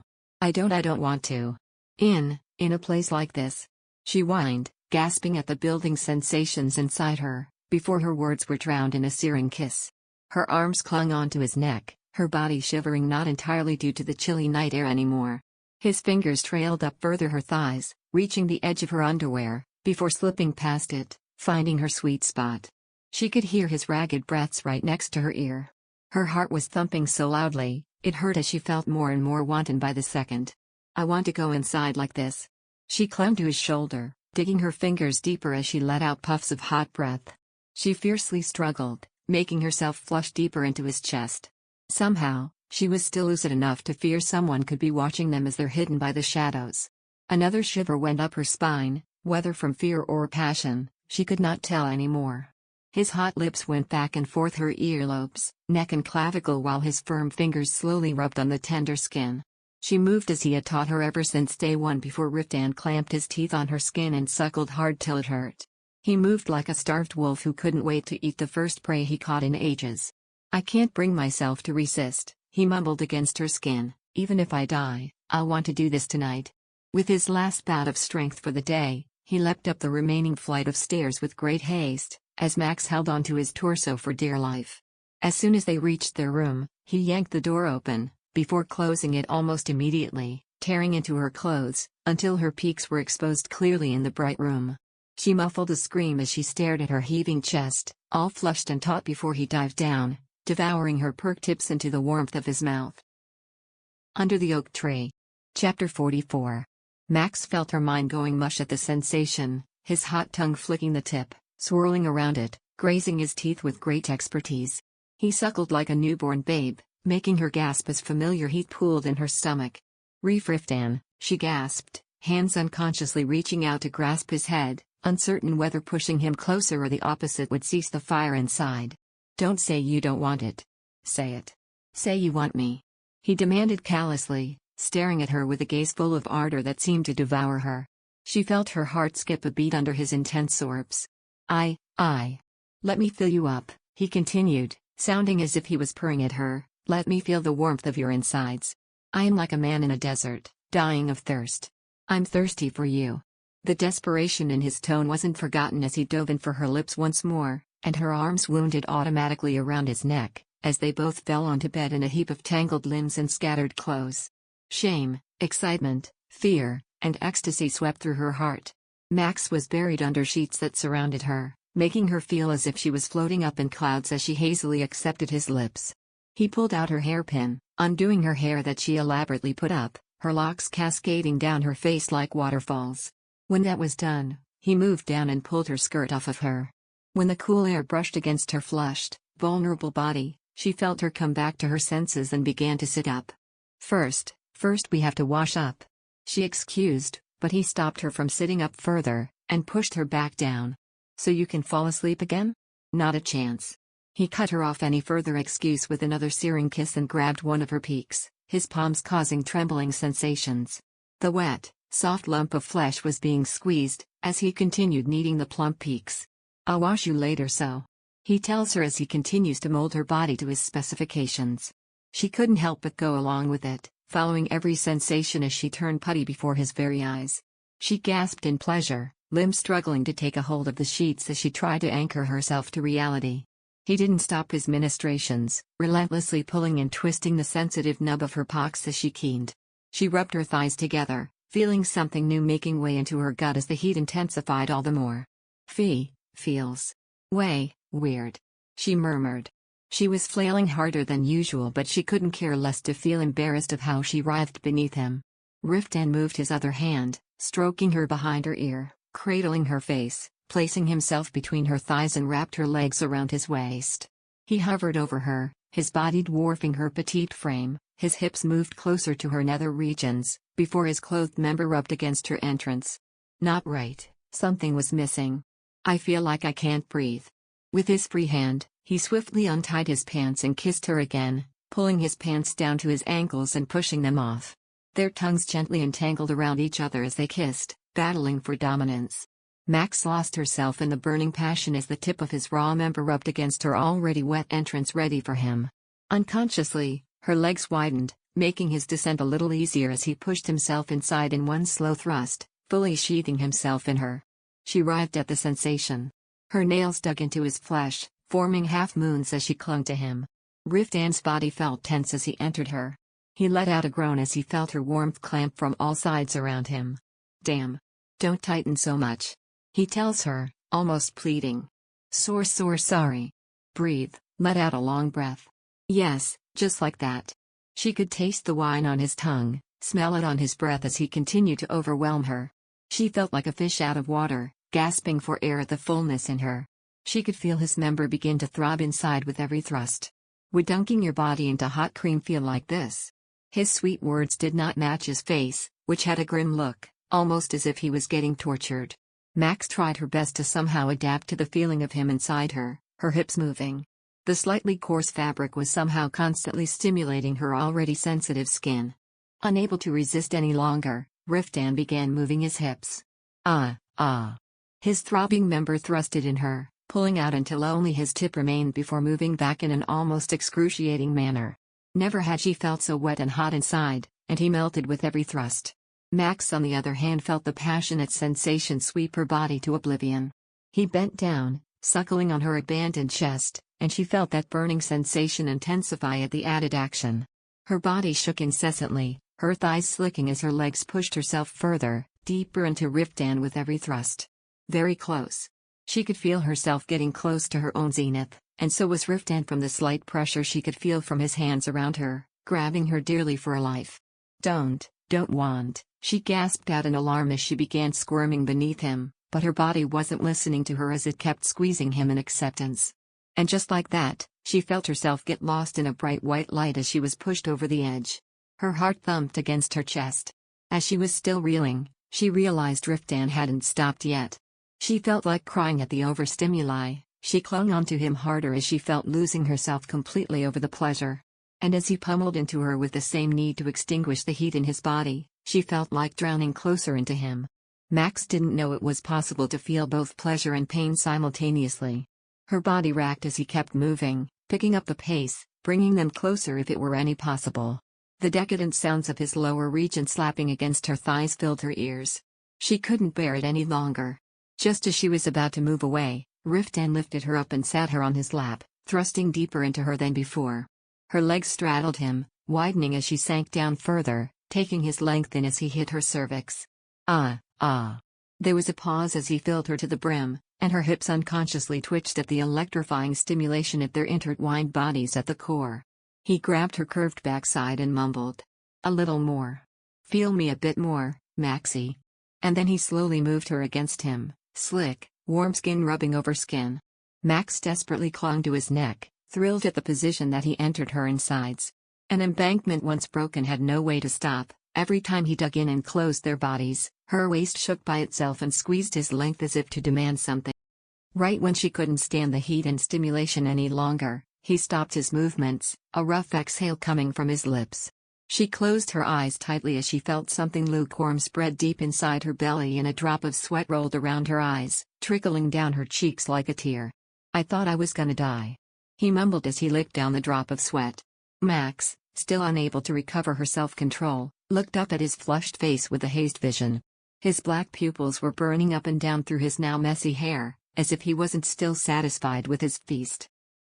Under the oak tree. Chapter 45. "Hey, wake up, we're not finished." Riftan murmured from beside her as he began to caress her hips with his thumbs, and began to lean in over her, suckling on her bottom lip slightly.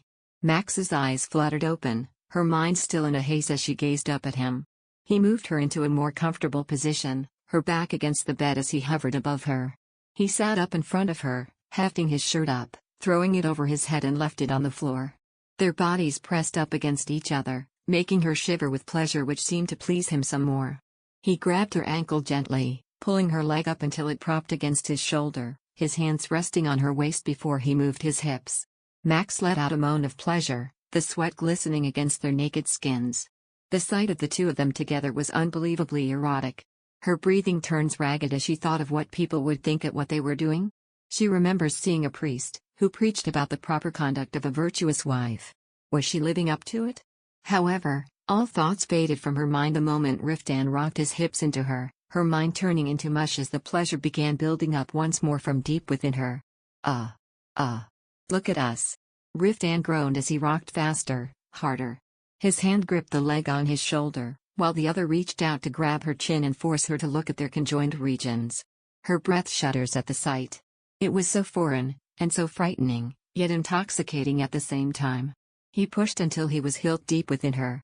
Her stomach bulged along with every thrust moving up and down her stomach as his member pressed at her walls. She could feel the heat pooling up once more. She began to writhe beneath him, trying to find somewhere to cling to. She gasped, and squeezed her eyes shut, when the grip on her chin tightened.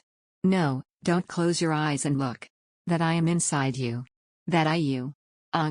Riftan groaned, pleasure overriding his senses for a moment as his pacing began to feel ragged and irregular. He pressed harder with every passing second, sending her closer and closer to the edge every time he pressed against her womb. She moaned wannily in his hands. Riftan's veins bulged out his neck as he kept up the rough lovemaking. Max wanted to push him away, make him stop, but at the same time, She wanted to feel more of him pressing deeper, further inside. Riftan gritted his teeth as he could feel the sensation building up, his member stiffening with the sensation against his sensitive muscle. Max felt herself being split open as he kept up the pace. It was rubbing her insides, causing sweet friction to fuel up the ecstasy she was feeling. She was squeezing him with every thrust. And Riftan moved like he wanted to break her open, make sure she was molded perfectly for him, and only him. Max let out a sob, and covered her face with her hands as she began to feel her climax happening so close now. So close.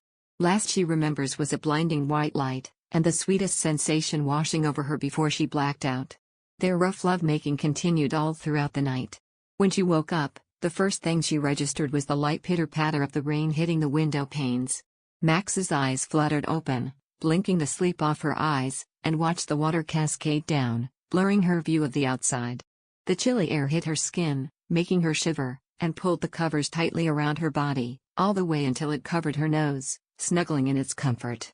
It was only until then she realized something else, aside from the blanket, was wrapped around her. Riftan shifted in his sleep, his arm draped around her stomach, before pulling them closer together. He pulled until she was flushed against him, her bare back touching his bare chest. Max felt her cheeks begin to flush at the intimate contact, and felt it flush some more when the hand that was on her waist began trailing upwards, cupping one of her breasts. His leg, which was tangled between hers, also began rocking, rubbing against her sweet spot. Thinking he's stirring awake, Max turned to look at him, but saw him still deep in sleep, as the ministrations continued in a lazy manner, soft snores coming from him as he was burrowed in his pillow. He looks so innocent like this, Max thought. Innocent? She blinked at the unexpected thought that crossed her mind.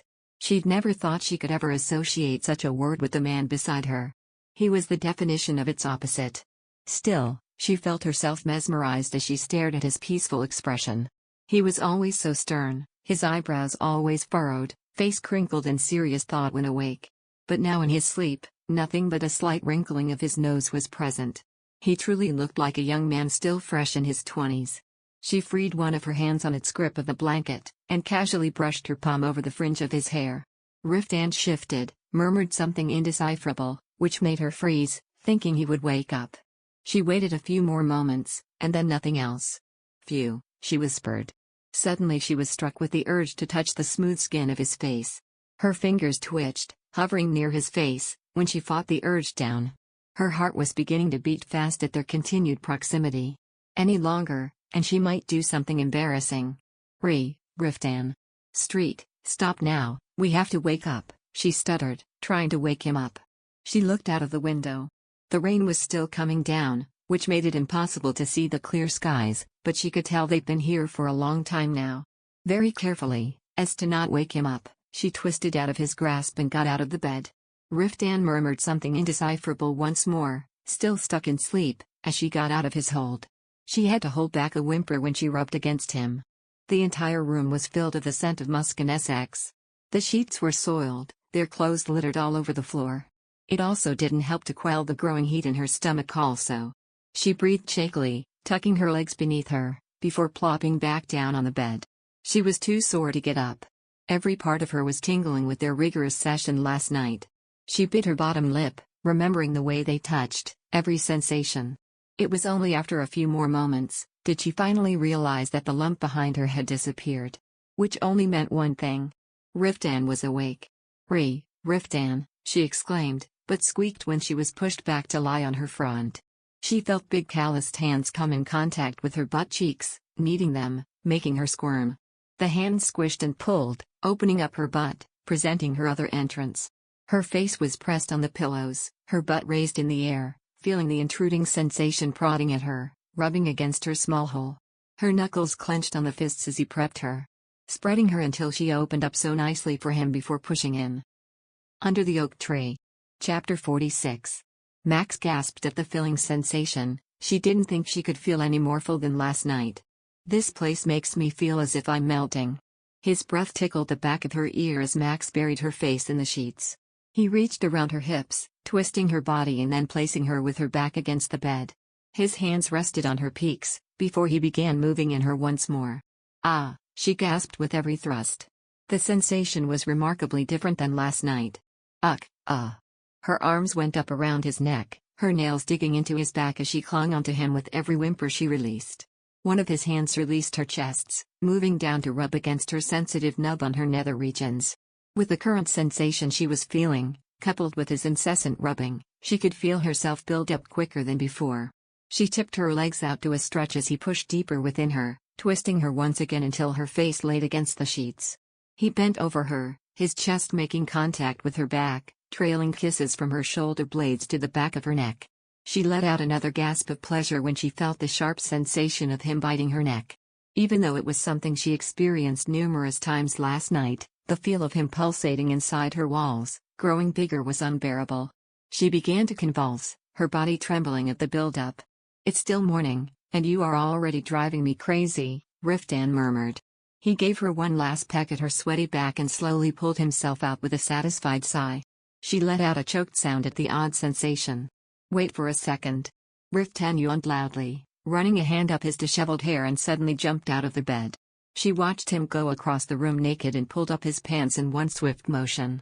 He, who made her feel crazy so early in the morning, was only so carefree and calm. She could liken him to a nonchalant cat. "Bring bath water and a change of clothes," he ordered as he swung the door outside to tell the maid. She was still reeling from the aftershocks of their love-making. Riftan turned, and saw her still in bed.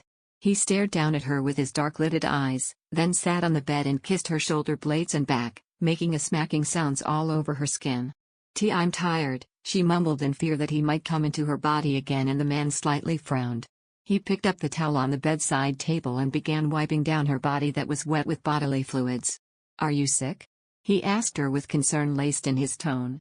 "A bit, I'm a bit. So sore," she stuttered quietly, resisting the shame she felt. She watched as his brows furrowed deeper. "I must have gone too far," he mumbled as he ruffled his hair. Max only blushed in response. Moments later, the maids came in with a bathtub containing hot water and a towel. He chased the maids away, saying he didn't need to be attended to, before he picked her up in his arms, carefully lowering her into the bathtub. Max groaned gently as she felt her throbbing muscles loosen up at the warm waters. He took off his pants and inserted himself behind her. The water swished and sloshed around a little, some spilling to the floor. He felt her tensed up as he pulled her to lean against him and sighed. "Relax," he chastises her, "I know when to stop." The man sat with his long legs wide open and gently embraced her tightly stiffened shoulders.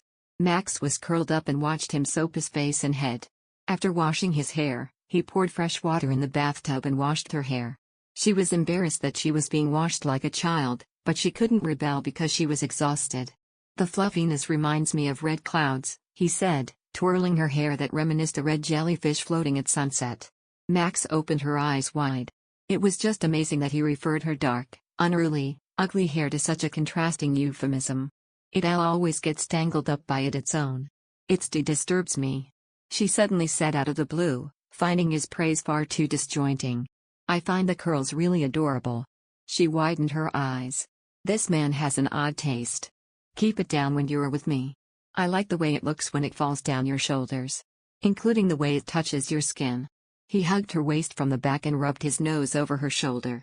Max dipped her body till the water was up to her chin and smoothed her hair. They thawed their bodies out in the water till their fingers and toes wrinkled up. They then got out of the bathtub and wiped themselves dry. Riftan sat her in front of the fireplace and dried her hair with a towel. She also wiped his hair in return. "Stay in bed and rest for today. You won't be able to go out because of the rain anyways," he said, as he wore the pants and put on a white tunic that was brought by the maid over his head. Max didn't have the courage to dress in front of him, so she nodded her head while wrapped around in the towel. The white tunic, embroidered with gold thread around the neck, suited him so perfectly. He looked like a painting. He put on his long boots over his starched stiff trousers and tied them tightly with a leather strap. "Are you going outside the castle?" As he wore his protective gear on top of the tunic and carried his sword and robe, Max looked curiously at him. Riftan, who was wearing a sword at his waist, gave a light smile as he looked back at her. "Do you not want me to leave?" Max only wetted her lips as she did not know what to say.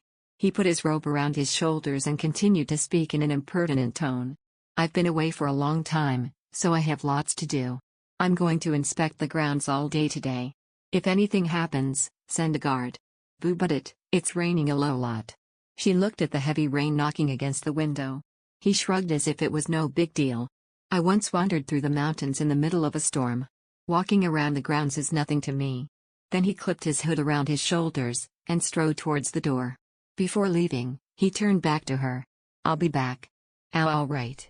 He nodded at her before he opened the door and went out. Under the oak tree.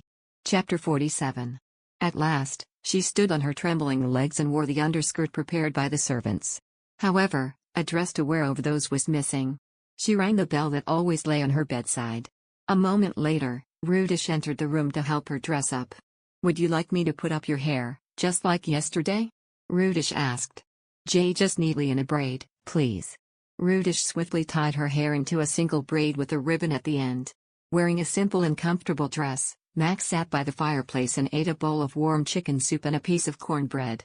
She looked out the window and watched the rain patter against her window, while she placed her hand on her pleasantly full stomach. Max resisted herself from falling asleep to the sound of the calming rhythm of nature and called Rodrigo instead to continue their tour. Although her legs ached with every step she took and her nipples were still sore from all the rough caresses from last night, she didn't want to lie in bed all day. I just arrived at the castle. Max didn't want to give the servants the impression that their new master was an indolent woman. She walked all the way to the living room in the annex, and finally returned to her room after receiving a ledger listed with previously purchased goods. However, it was difficult to distinguish which of the listed purchases were essential or not. To start with, Maximilian had never purchased an item before. All she knew about currency was that Soldan was gold and liram was silver. But the ledger before her was full of currencies she had never heard. Frustrated, Max started to sweat. Dinar, dirham, dant. She recognized they were currencies of the southern continent but did not know much of their worth.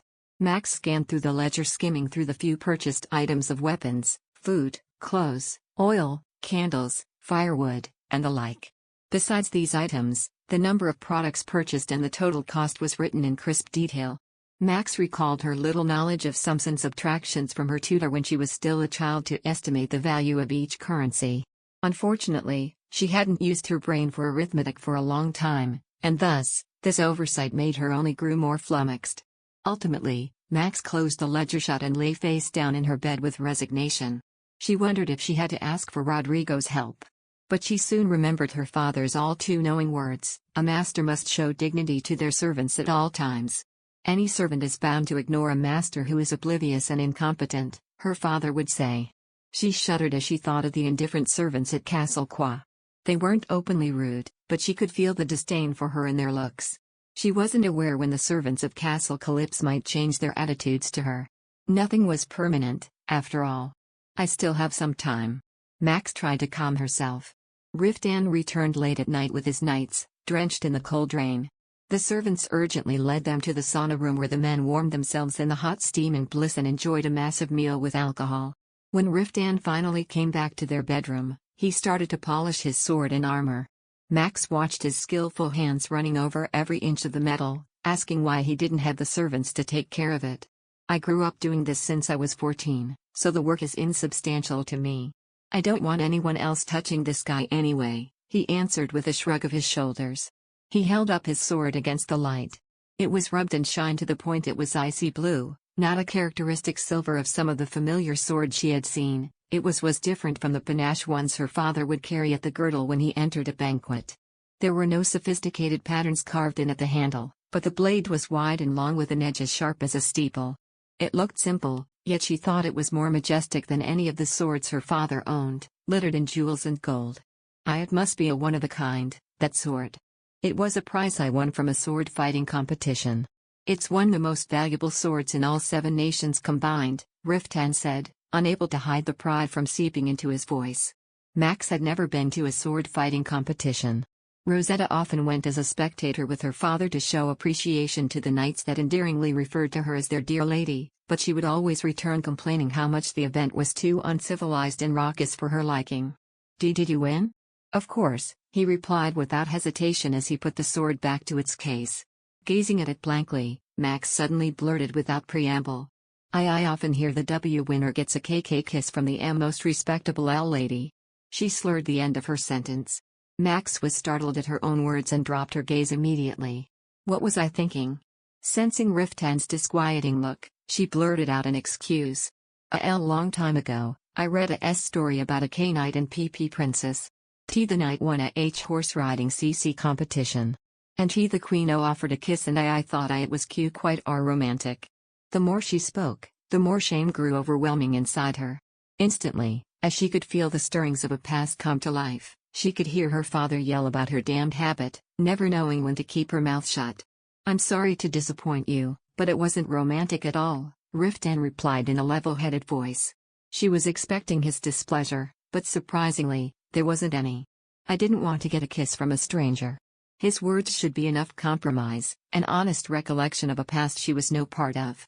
Yet Max couldn't help but find herself rousing him further, trying to get some truth from him she believed was just sweet nothings. Under the Oak Tree. Chapter 48.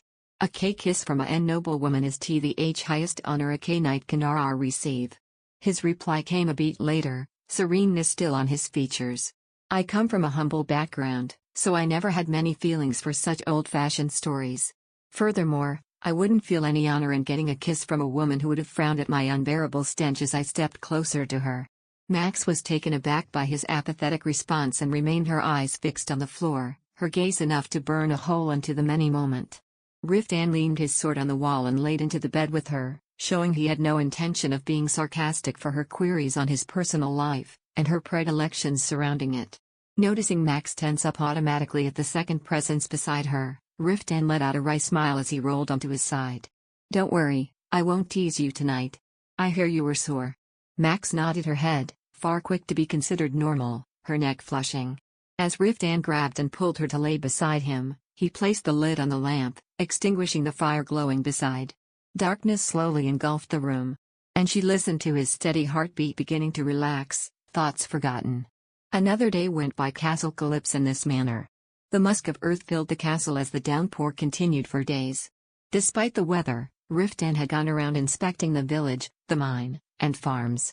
Wanting to be responsible as well, Max had asked for permission to use the library freely. She was struck with uncertainty with all the books, overthinking she might damage them, but soon her fear had turned to awe as she scanned the bookshelves. Max found a ledger written by Knight Rome, who had once ruled Anatole nestled between the parchments. She restrained herself from digging into books on poetic literature from the Rome era and instead opened a book on mathematics. She wasn't trying to learn anything too grandiose. What she needed to do first was to strengthen her rudimentary knowledge on currency and basic arithmetics. But without some guidance, her efforts were all for naught. It was much of a tumultuous challenge for someone without proper education. Madam, the president of the Merchant Guild, has come to visit you. Max shut the book she was reading and walked out of the library. When she followed Rodrigo into the living room, a man in his mid-30s stood up from his seat to greet her. It is an honor to meet you, Madame Calypso. My name is Thinner. The merchant bowed his head in deference. Max could barely place a smile on her face. She was informed the merchant would come to her, now that the rain has eased, but facing him made her extremely nervous. But perhaps it was more so because of the decisions that were to fall on her hands. Max held her breath shortly before opening her mouth. Thank you for coming through the rain. It's no trouble, madam. I apologize for not visiting you soon enough, the merchant replied, smiling generously. Max sat in front of the table across him. As soon as she seated herself on the plush cushioned chair, she still felt too anxious to initiate a conversation. Despite having enough chance to talk after being reunited with, rather than the hushed silence her father demanded from her, she shouldn't be too nervous now. But she couldn't help but feel on edge. I heard you are planning to renovate the castle. Do you have a specific place you want to start with? The merchant spoke before Max, who couldn't quickly bring herself to talk. Well, I want to change the windows at first. The hallways are too dark and a lot of our rooms have broken windows. Changing all the windows in the castle to new ones will considerably raise the cost. Are you thinking of bald glass? Max pictured the clear windows inside Castle Qua. She didn't know there were different types of glass. The price varies highly depending on the type of glass. Bald glass is the cheapest while crystal glass from the southern continent the more expensive variant. If you would like, I can prepare some samples to show you next time. Why yes, I would like that very much. Any other things you would like to change? We need C curtains for T, the W window, and a C chandelier, F for the B banquet R room. Also D decorative C carpets, F for the floors, and W walls. Realizing this might be a massive business for him, the merchant grinned from ear to ear. On the other hand, Max felt her throat tighten. Riftan did say he would pay whatever price, but did he really mean any amount? Still torn whether to continue with this large, not to mention ambitious project of hers, the merchant had started to rush with her plans. Eager to put it to life and pocket the exorbitant coins. It takes some time to order all the items you've listed. I will come back with samples as soon as possible at whatever time suits you. If I may, can you show me the floors and walls that you intend to decorate, madam? Max glanced at Rodrigo with a slight tilt of her head. The merchant would know what the castle needs better than her. The two left the living room and walked to the largest banquet hall in the castle. Rodrigo, an older servant, and 2 guards followed them from behind. When Adaran, the merchant, looked around the room, he soon made a long speech about which part of the room needs what and what items they would need to order more. Max tried her best to remember every word he mentioned. Avant-garde, he said, each exotic piece he listed promising exuberance to the dreary interior. What do you think about changing the stone tiles into marble? He suggested, looking at the ground with disapproval. WESS should work on our P priorities at first. Max started, trying not to get too caught up on too much detailing. But the merchant continued waving his hands around the room, his words rapid-fiery in a contrast to her floundering words. I think the marble tiles on the floor and a mural, the walls will need redoing with lime wash, will look fantastic. Obviously, I'll make sure only of excellence will be used in the refurbishing. I'll have tea to think about it, she answered with an awkward smile. I think there is a need to go extravagant and elaborate. This is the castle of the continent's greatest knight. Don't you agree that he deserves to live worthy of praise as his title? The merchant impassionately replied, making Max freeze, her perfunctory smile turning almost crooked. Under the Oak Tree. Chapter 49. He had a point. Adaran told Max to think it through and left the banquet hall to investigate the hallway and other rooms. He then fluently listed the items that each room needed. It sounded excessive, but Max did agree on his opinion on changing the stair handrail and the window frames. It was an issue of safety, she thought. After a while, the merchant left the castle and Max returned to her room and looked through the ledger. On one of the pages was the amount of money Riftan has given her to renovate the castle, but Max had no idea how much it was worth. Although she was treated like an insect by her father, she was still a family of a duke. She had never even held a coin in her hand. I should be asking for help. But who did she have to ask? Riftan may realize his wife was an idiot and start treating her like her father did. And the servants? They might talk behind her back, how their stuttering madam didn't even know the most basic things. Max began to get paranoid. It might be the best idea to just go along with the merchant. Max settled on the simplest solution. He must have been to many different castles, so he must have enough experience in how these things work. She may get a bit overcharged, but Adaran's words were very convincing and he sounded like he knew what he was doing. Riftan did tell me the money wasn't the issue. After coming up with a decision, she felt calmer, walking out of her room in more resolute steps. The rain had died a little, sprinkling lightly onto the earth. She missed the fresh air, after spending a couple of days indoors. Max went to the terrace extending into the garden and looked up at the gray sky and the moist garden. The bare tree branches by the gazebo were soaked in the rain, appearing black, adding to the spooky atmosphere. The smell of wet grass struck her nose. Max reached beyond the terrace roof and felt the cold water droplets fall to her hand. The drizzle soon soaked her sleeves. Why are you outside? Max looked into the garden. It was Riftan, walking across the empty garden. With his big strides, he jumped up the stairs within a couple of seconds. And you're dressed lightly. I just wanted some fresh air. The eyes hiding under the hood of his cloak squinted. He removed the wet strand of hair poking into her eyes with his cold hands. Max wondered if she should do the same, sweep his wet hair out of his face. It seemed normal that he touched her, but she felt she needed his permission to touch him. At least put on a robe if you want fresh air. You might catch a cold. I'm sorry. Riftan reached for her shoulder to cover her, but soon realized he was wet and lowered his arm. We should head back inside. She followed him into the castle. He left a long track of muddy footprints on the cold stone tiles. While she thought of placing a brush by the entrance to wipe off the mud on the shoes, she noticed a handful of wildflowers in his hand. She looked at the flowers, puzzled. Feeling her gaze, he quickly pulled down his cloak to hide his hand. "It's nothing." Perhaps she wasn't meant to see it. Alarmed by his stern response, Max immediately looked away. An awkward silence lay between them. They continued to walk in silence when Riftan turned slowly. "Damn it," he said. He held up the thing that was in his hand. "I saw some in the garden."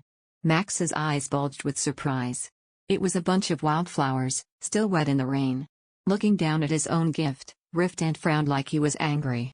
It looked quite pretty in the empty plain. "Now that I see it properly, it's just a shabby bunch of grass." Did he pick them himself? Max looked at the flowers, then at him. Riftan, hesitating at her blank reaction, handed it over to her. "You can throw it away if you don't like it." Her eyes widened.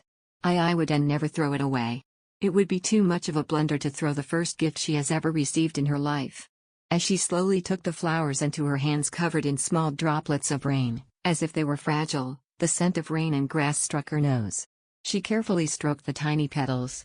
"It's beautiful." She was being honest. But although she mumbled the words with her shaky voice, the man didn't look entirely happy. He must have thought she was simply being nice. Max opened her mouth to say something but closed it again. She didn't know how to express her current feelings in words.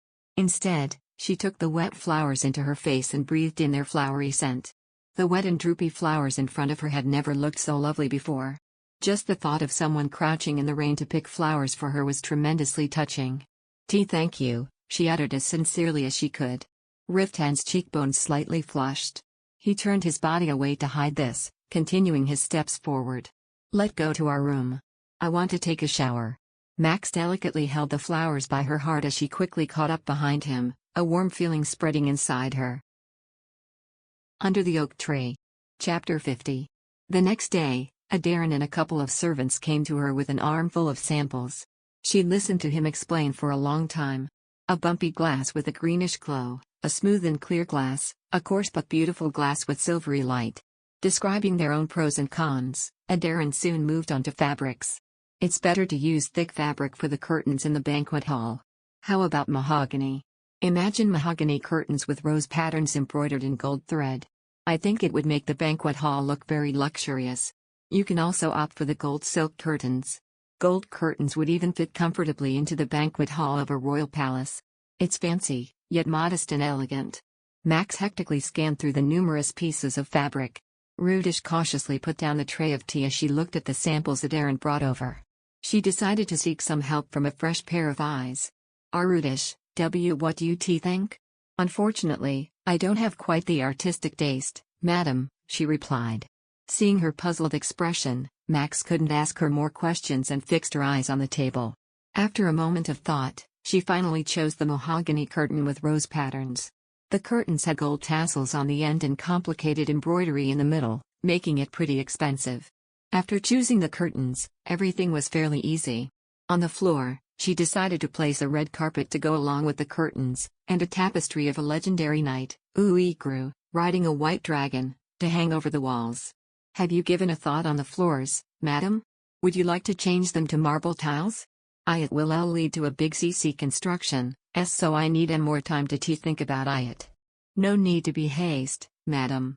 It will take some time for the materials to be delivered from the city anyways, so do take your time thinking about it." Max nodded her head, glad to have note been pushed into the decision. Next, the merchant pulled out a miniature model of the chandelier. When she made an exclamation at the tiny thing, the size of a palm, he arrayed several models made of marble onto the table. A unicorn standing on its back legs, a dragon with its wings spread out wide, a knight of armor riding a roaring lion. Max admired the figures modeled with extreme delicacy when there was a knock on the door. When she ordered the person to enter, Rodrigo appeared behind the door. "Madam, the tailor called in by the lord is ready for you." "A tea tailor?" She tilted her head. She remembered Riftan promising her to get her a new dress made for her. Max turned her head with discern to the merchant, but Adarin was already putting his samples away. "I will come back later in the week, madam. I will leave the figures with you to decide. I'm sorry to have wasted your tea time." "Oh, please. It is not a problem, madam. I can come back whenever it suits you." When the merchant left the castle, she walked to the dressing room with the servants.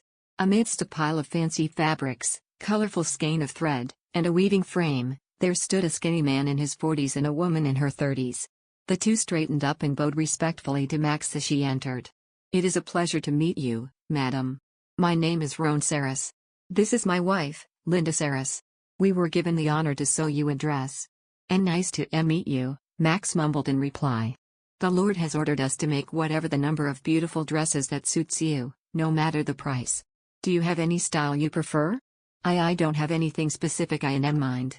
"Then we will gladly show you what is in trend right now." The tailor pulled out a scroll from his bag and held it to her. Max looked at the drawing on the yellow parchment paper, certain she was dreaming. Although she didn't understand what the scribbled figurines, she found herself growing more excited by the minute. She saw Rosetta surrounded by tailors and seamstresses many times, but she had never stood in the middle of that before. Max listened to the tailor explain, while she had herself measured, studied the different fabrics and tried on the hats, veils, and belts. When she looked into the mirror, she saw a lady with sparkling eyes, truly looking like some semblance of a proper lady. She was wearing a pointy hat, tall enough to touch the ceiling, and various overly fancy accessories. She thought she had never looked so silly before. I think a smaller H hat would be better," she said as she gently took off her hat. The tailor nodded his head and wrote something on the parchment.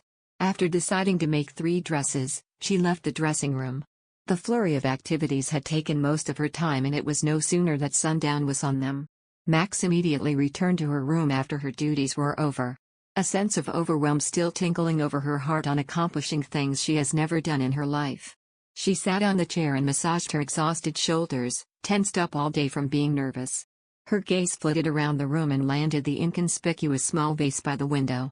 The flower buds had bloomed a little more than yesterday. The image of Riftan appeared on her mind as she kept gazing at the flowers. A weird man, he is.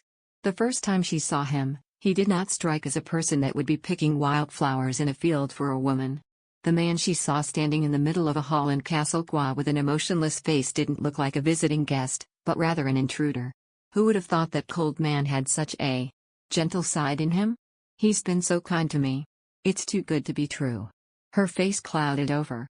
The flowers, the dresses, polite people, a kind husband. It was quite unnerving that everything had changed so much in a day. She feared she would wake up the next moment, back at the cold tiles of Castle Gua, her father's crane looming over her. Max held her shoulders in a shaky grip, a sliver of hope coalescing into her usually jumbled thoughts. Under the oak tree. Chapter 51. "Madam." She tore herself away from her thoughts and turned her head to see Rudish standing quietly in front of the door. "The Lord is back.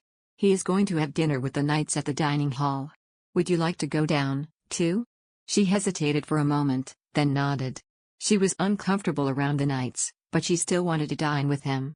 At the very least, she should maintain a modicum of amiableness with him as Madame Calypse. "Then, I'll style your hair again." The maid brought a comb and a hairpin and neatly curled up her hair. She sat in front of the vanity, scrutinizing her dress and hairstyle, and then left the room. In the hallway, servants flitted about, lighting up the lamps.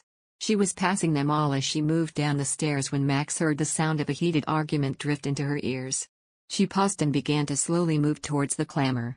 Taking a look between the partially opened door of the dining hall, she saw Riftan and 3 other knights following him while arguing with one another. "We must leave for the Royal Road by tomorrow, at the least. Don't make me repeat myself. We're leaving in 3 days. You have to attend the ceremony. How far do you intend to ignore the Majesty's sincerity?" "I have to agree with Ricardo this time. The rain has died down, so there won't be any trouble leaving soon." Max, who didn't know if she should intrude and was waiting behind the door, stiffened up. Come to think of it, he had mentioned it during their trip. He was the top contributor in the war and should have headed to the Royal Road as soon as the battle ended. Max then estimated the distance between the Royal Highway and Anatole. It should take around 15 days if they traveled fast. If not, it would usually take about a month. "I've already sent a pigeon to the capital. I finally came home after 3 years, King Reuben will understand. I know you want to distance yourself from King Reuben. But if you go too far, your influence might disappear." At the words of the knight, standing at the very end, Ricardo quickly turned his head towards him. Distance himself? El Numa Reuben III is getting impatient because he can't summon you to the Royal Road. You are worried that you might get tied to the royal family due to your contribution to the battle, right? It's not just a case between you and Agnes, it seems like the king wants to keep you on a tight leash. I also understand that you are wary. But you must avoid going too far as you might end up antagonizing them. He's already very cautious of his vassals. Elliot's right. If the Ream Dragon Knights are absent during the celebration, he will surely think he is being humiliated in front of his people. We never know what kind of retribution he will come back with later. You know he's someone who holds a long grudge. He Baron Nerda. Your words go too far. At hearing the raised voices, Max began to turn back.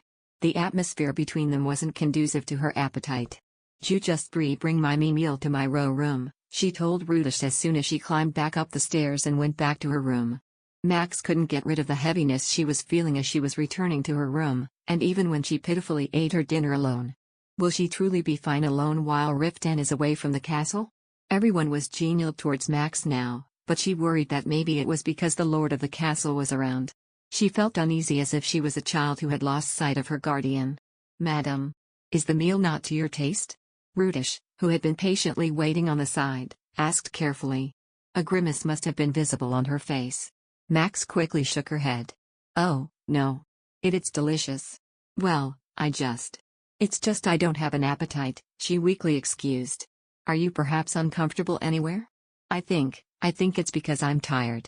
I'd like to rest. Should I take your plate away?" When she nodded, the maid retrieved the platter from her, a sizable portion of the food still left uneaten on the porcelain. Max sat at the table and absent-mindedly gazed into the figure that Adarin left behind. Just a moment ago, the small sculptures that looked lovely like toys now looked insignificant. Why am I acting like a child? Nothing is wrong with being alone. She had always lived in isolated. What difference would it make if Riftan left? For 20 years, she suffered under a cruel father, shunned by her cold-hearted half-sister, and even disrespected by the rude servants. There was no reason to feel hopeless by Riftan's month-long absence. "Why in the blazed are you staring at it intently?" A confused, familiar voice brought her out from her own musings. She looked back at the hand that suddenly came into view, surprised. Without her noticing him coming in, Riftan was holding a marble sculpture in his hand and looking at it with an expression that showed he thought it was random and strange. It's a model. I was picking out the decorations for the banquet hall." "The banquet hall?" Max's heart plummeted when she saw a frown appear on Riftan's face upon the mention of it. You asked Emmy to decorate the castle, so..." Her voice trailed off. "No, I'm not saying no to it." He hurriedly corrected himself. "I just forgot that there was such a place." "I see. The banquet hall. I guess we'll have to plan a party or a ball soon, right?" She gulped. Her throat went dry as she saw Riftan's eyes of anticipation directed at her. Just the thought of hosting a ball or banquet made her dizzy with apprehension. If you don't want to." "It's not like I don't want to. I'm just not used to loud spaces with strangers." He then bent over, leaning towards her, and pulled the pin out of her hair. Max's braided hair fell, tumbling slowly on the back of her neck. A smile languidly spread across Riftan's face as he tenderly untangled her locks with his hands. "But, I do want to see you beautifully dressed and dancing at the ball." Max felt the word beautiful never suited her, and it was so that she had never stepped a foot at a banquet before. Whenever she saw the gap between Riftan's expectations and her true nature stray far, she felt as if an invisible claw suffocated her heart from the inside. It was too cruel. Under the Oak Tree. Chapter 52. Well, come to think of it, I didn't even have a chance to thank you." She began. Thank you for hiring a tailor ref for Emmy." "You don't have to thank me for anything," the man replied dryly, putting the piece of marble he was holding back on the table. "I know it's severely lacking compared to your previous lifestyle. Even if it takes time, I'll get you everything you want, so just hang in there for a bit," he murmured. He then put his arm around her shoulder and lowered his head, pressing a chaste kiss on her earlobes. She shrank back as his arms wrapped around her, encasing her petite frame. He was far from being lacking, instead he was giving her more than she could ever ask for. She wanted to say that he didn't have to overwork himself for her so badly, but she just couldn't do it. Even if it was an erroneous expectation, she felt strangely relieved that he thought of her as someone precious. "I'm going to the Royal Road in a few days. I'll come back with a wagon full of presents." Her eyes widened at this. Yes. I'll be back as soon as I can. I'm just going to attend the ceremony and soon." He mumbled his last words under his breath, making them almost undecipherable. And then a soft, moist warmth gently prodded into her mouth. Her eyes widened lightly. The tip of his tongue tasted faintly of strong wine. His slightly coarse stubble gently rubbed against her own chin, his tall straight nose over her nose, and a warm, soothing palm gently caressed her cheek. There was something unique about the way he enveloped her. He was frighteningly persistent and aggressive, yet there beyond this animalistic side, he was also so cautious, holding her as if she was something sacred. When his caresses felt minute, almost fluttering on her skin, she felt as if she were a wildflower. A delicate flower ferociously yanked away and dearly held in his grasp. "Damn. I really don't want to go," he mumbled harshly, his warm breath warming her lips. There was a slight trace of saliva when their lips parted. Max looked up at him with trembling eyes. He cupped his hand over one of her breasts over her clothes as he pulled her closer by the waist. "I want to do nothing and just stay locked up in my bedroom for months, perhaps years, and just rest." She sensed a lot of fatigue in his heated voice. He was exhausted. Max could only imagine how hard it must have been for the past 3 years. Guilt and compassion sprang up inside her. She hesitated slightly, before she gently moved her hand to stroke his head. The man who had been pouring kisses on her décolletage looked up at her in surprise. She managed to say in a trembling voice, Cheer up." A strange expression crossed his onyx eyes. She had glimpsed a solemn look of heartbreak.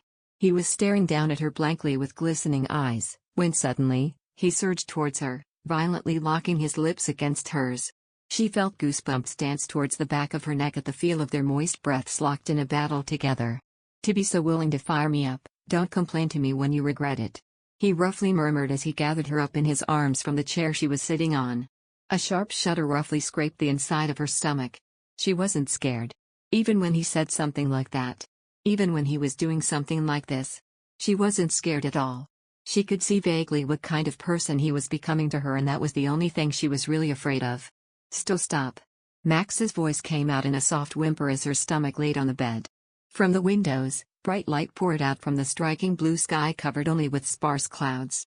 It was quite a sunny day. She crawled towards the blanket to escape, but her arms and legs, which had undergone too much of a rigorous exercise throughout the night, lacked the strength to even tear apart a flower, much less break free from a man's insistent grip. "Riftan, please, please. Just a little more." At the breath that came in between her legs, she hid her face deeply into the sheets. The light from the dying fireplace flickered over their wet skin soaked with sweat and wetness from their lovemaking. Even the feel of the faint heat was like torture to Max. "It's incredible. That you have something that can accept me. And I have something that can connect with you," he muttered like a drunken man as he touched her between her legs. Her hips raised in the air shook with his every caress, her already fatigued thighs were shaking. Her soaked pebbles had long throbbed from his stimulation, blooming a pinkish red. She choked back a sob from the ecstasy and the erotic quality of it all.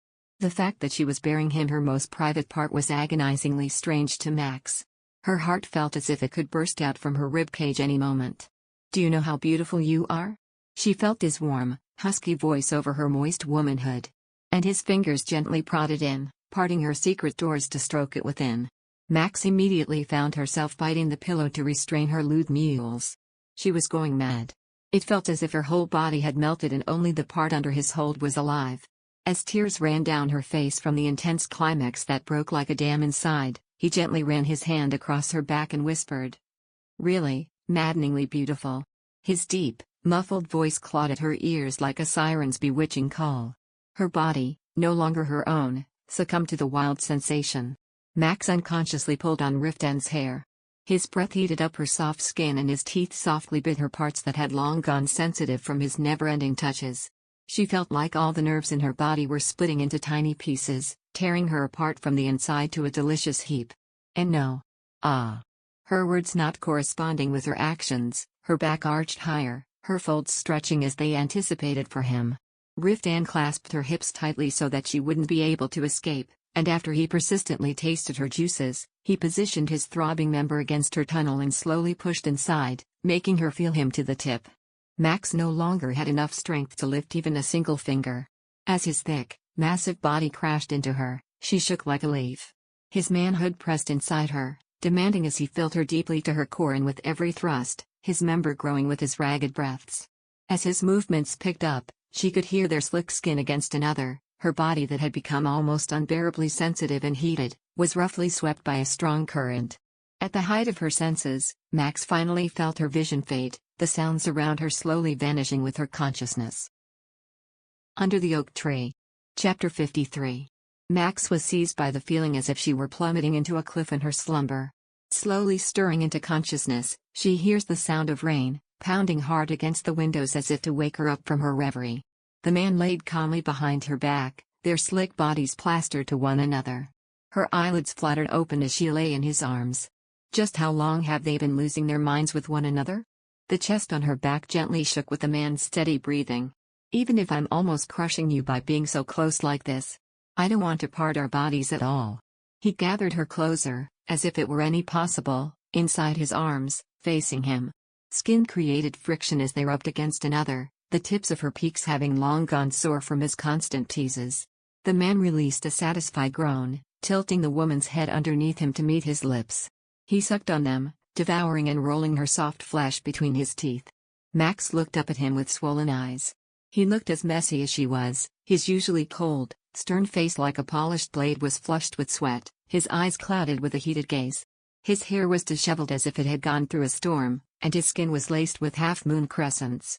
Riftan faintly smiled, seeing the light wounds on his body. I didn't even have a scratch on my body when I was fighting a basilisk. I'm as sorry. A terrible sound came out from her throat like a strangled cry. And his head dipped down again to capture her lips, sealing the voice inside. Max was quite frightened of his onyx eyes, looking at her with an indecipherable expression. You're a frightening enchantress. She had wanted to implore him what he meant, but her voice could no longer come out as he kissed her flush against him again. Their slick tongues slowly intertwined with another in a slow, lazy dance. I think I've known since the first day that you would scar me.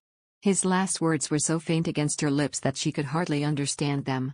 She soon sank into a deep sleep as if she were melting into warm water. It was raining harder outside as if nature was deviously trying to make up for yesterday's harmless drizzle. This prompted Riftan and his soldiers to delay their travel to the capital. And as he wasn't even able to trudge across the village for inspection under the blanket of heavy rain, he spent his whole day lounging around their room for the first time ever since he moved into the castle. The two laid in bed stark naked, merely listening to the rhythm of the rain against the window. Most of the time, they were engaged in a passionate embrace between each other, leaving no inch of skin as they shared their warmth. They made love intensely, making Max worry if such a level of intimacy was even allowed. When they were not locked with one another, they gulped down the food and wine the servants delivered to them. He placed her on his lap as he fed her himself. Feeling sluggish, Max wasn't able to feel the familiar embarrassment creep in, and instead, rested her head on his chest as she nibbled on the pieces of sweet fruit and bread with cream he brought to her mouth. At the heartwarming sight, a smile blossomed across Riftan's mouth. You're like a little bird. He gave her a sip of wine and pressed his lips gently on her bulging cheeks, feeling her flesh soft against his muscles. Riftan wouldn't let her go even for a split second. He was like an animal devotedly taking care of its own baby. He washed her and showered her with kisses. And Max was utterly captivated by his passionate and persistent love, never having experienced anything like it before. She suddenly had the outlandish urge to hug him tightly with her soft arms and to rub her face against his broad and muscular chest like a child. If she wasn't so exhausted, she knew she would have indulged in that fleeting impulse. Not even her mother had held her this close before. These grapes are delicious, he mumbled as he pushed the fruit through her lips. Max took the grape in her mouth and popped it between her teeth, savoring the sweet juice. As some of the liquid trickled down the sides of her mouth, Riftan tasted it with his lips. His hand brushing against her cheek was gentle, but his caresses were stirring her. Soon, the thought of his damp lips delicately trailing golden kisses on her skin came to mind. Their barely parted bodies heated in tandem with the warm current inside the room. Crush me with your teeth and take me in. He stuck his tongue out long as if it wanted to fall into a pit that was her throat. There was some kind of language clearer than words that came and went through their interlocked lips. Max could feel her throat choking up, but she wasn't complaining, didn't want to. Now engulfed with a craze that ate all her reason, she lifted her trembling arms and wrapped them around his neck. At the next moment, her body fell back towards the familiar soft sheet again. As they stumbled on one another, the plate placed on the bed was knocked over to the side, the pieces of fruit spilling carelessly over the bed. Riftan continued to lick all traces of the sweet juice staining her skin as his thick chest compressed her smooth mounds. Their sweat-laced skin had long tangled with the damp bedsheets. Under the oak tree. Chapter 54. The sound of her moaning and his grunting filled the room. Their lips were interwoven as their bodies rolled about in the bed in an intimate dance. To her, his breath smelled like nectar. As they shared their bodies, their breathing also mingled, one breathing the other's exhalation. Max could feel something warm and overwhelming slowly grow from the center of her heart. As he made eye contact with her, he demanded in a desperate whisper, "Say my name." Riftan. She breathed. Again. Riftan. Again. Say it again. She called his name until she lost her voice. At that moment, she felt as if she were existing to quench the heat within, to satisfy both his and her body's demands. In that desperateness, there was no space for lectures on the manners of a virtuous woman. She was clinging onto him like an animal, digging her nails on his skin as hard as they could. He slaughters her, and she rises back to the living. The cycle and his extreme need for her were driving Max insane. Riftan. Max looked up at him through hooded eyes. Mystified, she called his name, as if she were in a dream, and his name was the only one existing in the world. Unfortunately, the rain dwindled away late in the afternoon and wholly halted around dawn. Max opened her bleary eyes at the mild morning sun she hadn't seen for a long time. She wanted to lift herself up, but her limbs were too weak. As she faintly moaned at the dull pain, a hand stroked her naked back to soothe her. "Go back to sleep." She gaped at his face shading her from the bright morning sun. He had woken up far before her, already wearing crisp clothing and armor. Her heart sank at the sight of this. "Why you're leaving today?" "I'll be leaving later at noon. We have to get the weapons and food ready first." He reached for her chin and kissed her swollen lips and then slipped his hands into a white iron glove. "I'll come back to see you before I leave, so don't worry and go back to sleep," he said as he pulled another piece of armor up to his elbows and took his sword before leaving the room. Max stared at the door from where he had departed and blinked. An empty feeling swept through her heart, unconsciously. She finally stood up and walked on her trembling legs and asked the maids for a bath. Although he had told her to get more sleep, she found herself no longer requiring rest. "Madam, your bath is here." Rudish and 3 other servants fetched a tub filled with warm water. She weakly stepped into the water with the help of her servants. Rudish quickly washed her hair and cleaned her body with a soft sponge, and even if she were extremely embarrassed, she didn't have any energy left to clean herself. Max kindly took Rudish's help and sat still in the water. "Will you excuse me for a moment, madam? I'll go and prepare a dress with a high neck." A servant wiping off the moisture from her body after she stepped out of the bath asked her carefully. Max immediately flushed when she noticed the blotchy red patches on her body. "Why yes, please." When the servants left, Max cautiously stood in front of the mirror and spread open the towel around her body. Her collarbones had marks on them, and her breasts were larger than usual. Also covered in pink blooms. She touched her breasts with her shaky hands, finding Riftan's touch was clearly different from hers. His touch felt as if he were a sculptor's hand, and she was the clay being molded. She wondered if the woman littered with love marks on her skin and bright eyes in the mirror was the same person to the woman she was used to seeing, a pale and depressed girl with droopy shoulders and a hunched back. Max slowly slid her hands down her slender waist, her flat stomach, and lastly, between her thighs. Her skin felt warm to the touch, smooth and soft. It didn't feel as if it were her own. "Madam, your dress is here." Max took her hand off her body with surprise. Although they were still behind the door, waiting for their permission to enter, she flushed as if she was caught red-handed. She stuttered in embarrassment. "Cece, come in." The servants entered the room and proficiently dressed her. She wore a fancy dress with waves of green and gold with a golden belt looped around her waist. Then, she hurried out the door with her hair roughly tied with a ribbon, still wet. Through the open windows, the fresh sunshine gently kissed her face. She breathed in the scent of the air still moist from the rain and hurried down the stairs. He promised to come to find her before he left, but she was still anxious he had forgotten and had gone already. "Good morning, madam." She walked into a large hall where the servants were sweeping the floors with the windows open wide to let the fresh air in. Supervising them with a sharp eye, Rodrigo respectfully lowered his head when he spotted Max. "Breakfast is ready. Would you like to have it in the dining hall? And no, before that, I need to see our Riftan, our Lord Calypso." "Lord Calypso is in the field with the knights, ma'am." She was about to leave through the door when she paused. What was she going to do? She wondered if she would only disturb him. As she was hesitating in front of the door, Rodrigo carefully opened his lips. Under the oak tree. Chapter 55. Madam, if you don't mind me asking. The servant let out a couple of dry coughs before continuing awkwardly. Would you please tell the Lord that the meal is ready? I thought he should eat before he leaves for the trip, so I've been preparing in the kitchen since early morning. I'll tell him. She replied in a loud, exhilarated voice. The old man's face, which was full of anxiety for asking a possibly presumptuous question, now showed relief. He swiftly expressed his gratitude. Thank you, madam, so, I'll leave it to you. She was just glad to have an excuse to go to him and rushed out the door without a proper response. The dainty autumn breeze gently swept down on her dreary body. She took a moment to look up towards the sky. The pale autumn sun was gradually brightening the day and reflecting over the shiny puddles of water formed throughout the garden. With tiny skips and hops, she waded across the puddles and made it towards the stairs. As she crossed the vast garden, she neared the inner gate. Carefully holding up her skirt to avoid getting it wet, she nimbly went down 8 steps of stairs. She passed a guard who bowed his head in haste at their madam's unexpected arrival. She drew closer and closer to the doors to the hall.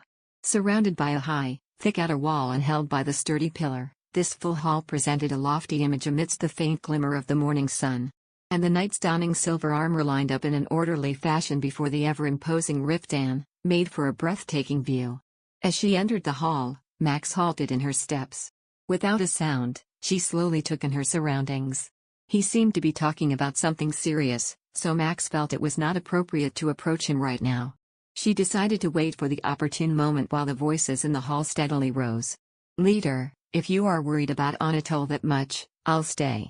Gable, a young knight who'd shown off his brilliant rhetoric at the dinner party, took a step forward and said, You wouldn't have to worry if just a single Reamdragon knight stays put, right? That's not possible. Every single knight who participated in the battle must attend the celebration. Recognition for service should be divided fairly among us all. I'm not interested in the titles or rewards from the king. My reputation as a knight is good enough, and I've already received more than enough praise. It's better to stay in the castle and train with my sword than waste my time attending a boring celebration. Are you serious? With his arms crossed across his chest, Heberon shook his head in disbelief. He seemed to think his companion, Gable, didn't mean what he said and decided to call him out. It's not like you're a monk. If all the ladies in the imperial city piled up at your feet, are you going to refuse? With your flamboyant flair for words, you could swoon around any lady no matter how haughty. You superficial man. Is that all you can think of with that big head of yours? What did you say? Looking at Heberon and Gable glaring daggers at each other, Ruth, who was standing by Riftan's side, let out a deep sigh. You two must be under a curse where if you don't growl at each other for a day, you will catch a deadly infection. He clicked his tongue as if he was tired of all the arguing, and went on with his words. As Sir Philip said, all the knights who participated in the battle must go to the royal castle. Sir Oberon, Sir Cedric, and the guards are enough to protect Anatole. Besides, I'm also thinking of staying back. What are you talking about? You have to go. You played a huge role in the battle. I am not someone who cares for fame or honor. Furthermore, if I go, there is bound to be friction with the palace wizards. I'm basically being treated as a traitor by the wizards because I left the World Tower without permission. As the wizard shrugged as if it were no big deal, the knights rolled their eyes. Riftan, who had been silent for a long time, decided to open his mouth. I will also feel relieved if you were to stay. I was planning on doing that from the beginning. Ruth shrugged as if it were no big deal. With that, Riftan took a step forward, pushing the hall into pin-drop silence. He ran an authoritative gaze along the lineup before him and spoke solemnly. Then it's decided. We leave as soon as we're ready. The route will be the same one I explained before. The knights clenched their fists on their chests and briskly put them down. It seemed to be their own way of courtesy. Max, who had been hanging around for a long time in the back, sneaked up on Riftan as the briefing drew to a close. He turned back and looked puzzled at her visit. I told you, you could take a little more rest. Is there a problem? Oh, no. Well, I felt like I had to get you up, T2. She ignored the gazes of the knights as she was approaching him. Riftan looked down at her with worried eyes. Feeling her heart tightening at his gaze, she continued shyly. They told me that the meals are ready, so I'm here to tell you. He looked up at the sky, measured the slope of the sun, and said to the knights, "Let's fill our stomachs first." The knights quickly dispersed. Riftan walked with an arm around Max's shoulders, holding it as if he were protecting her. Max peeked at his dashing figure under the bright sunlight. Dressed in silver armor atop a thick blue tunic, he was as resplendent as if he had just walked out of a temple mural. She could feel why the commoners would look at him and shout. The wise man of Uiguru, the legendary knight who ascended to the heavens. Under the oak tree. Chapter 56. Are you feeling any better? At the abrupt question, she looked down in a hurry, trying to mask her earlier thoughts. I'm all right. You were in pain the last time we did it. Her face flushed carmine, feeling as if it was on fire. Truly, I'm fine. I wish you would say that when we're in bed. He grimaced and asked perversely, so that if I ask you can I do it more? You would tell me it's fine. Tat, that kind of talk. She looked around in panic. Seeing that the knights were already far ahead, she looked at him with a timid look and stiffly continued. That kind of talk, you can't talk about those things, if someone hears. So, what if they hear? They may find fault with them for being lewd and unprincipled. The sword almost rose from her throat. So she kept her mouth tightly shut like a honey-fed mute. Over the past few days, only their erotic nights finding their way to mornings filled her memories. When she couldn't speak and started tearing up, Riftan, who was looking down at her with an impassive face, suddenly burst into laughter. My innocent, naive lady. Then he hugged her by her waist and gently interlocked their lips. Max slightly shuddered at the cold touch of hard armor she felt over her clothes. Her pulse beat erratically against her chest that she could almost hear it in her ears. Don't make it too hard to stay apart from you. Max looked up at him with trembling eyes. She wanted to ask if it was truly difficult to be separated from her. The words, "Can I come with you?" soared from her heart to the tip of her tongue, but couldn't make past her lips. She might have hung from his neck and begged, had it not been for the fear that his sweet moment would be ruined, and he would be irked. She suppressed the first reckless emotions she had ever felt and tried to sound calm. We need to go. We have a meal, we have to. We should. He put her down as if his excitement waned as her words brought him to reality. Max restrained her urge to stick to his side, and calmly walked on. After the meal, all the knights mounted their chargers. Max came out to the courtyard with a train of servants to see him off. Elegantly balanced atop of a giant black steed, Riftan slowly turned his head and looked down at her. I'll be back soon. Be careful. Come back soon. He somehow managed to understand her small murmuring and slightly smiled. He leaned down almost to the point of falling off his horse and clasped her face. She couldn't reject him even though all the servants were watching. She tiptoed and reciprocated his kiss. Their lips that had been just slightly overlapping were now clasped together wholly. The man, who was gently pushing his tongue down her mouth, abruptly straightened up and calmly led the horse to the front as if nothing had happened. The knights, mouths wide open and awe-filled faces, followed with a sigh. Max saw them off with a bright red face. As the knights passed the gate and in a long straight line crossed the moat, the guards on the wall blew their copals with full might. The sound of the dull noise intermingled with the trotting hooves. For a long time, Max stood rooted to the spot, even after their figures had long disappeared from her sight. After he left, she fell sick for 2 whole days. The accumulated fatigue from the myriad of happenings the past few days inundated. It had hit her body as if an embankment had collapsed. She was suffering from a severe cold, so the maids boiled herbal soups and tried to cool her fever down with some wet towels. Thanks to their careful tending, she was able to open her eyes feeling better than the previous day. She asked Rudish to prepare a bath, thinking she would feel much better after she'd washed her sweat-soaked body. Is it really okay if I don't call the healer? Rudish, who brought a hot bathtub with the maids, said. As she took off her pajamas, Max shook her head in negation and pushed herself into the bathtub. Now I am feeling better. I don't know if the medicinal herbs from the wizard are enough. It's not too late to call a therapist, Ruth continued worriedly, trying to dissuade her. I'm really fine. It's just a bad cold. She deliberately smiled. Though she had not fully recovered, the fever had, fortunately, come down. If she ate well today and didn't move around too much, she would regain her strength and perhaps would feel a tad better tomorrow. She came out into the garden with a thick shawl and in a dress newly made by the seamstress. Temperatures had dropped noticeably in just the past few days. After the fall rains pass, they say the temperature drops like this, Rudish explained, smiling gently at the woman she accompanied, who was astonished by the cold wind. I think winter is coming soon," Max mumbled. The winter in Anatole is not that cold compared to other regions. It rarely snows even in the middle of winter, maybe because we are close to the South Sea. Even when it snows, it stops at the point of sleet. Max was a little disappointed.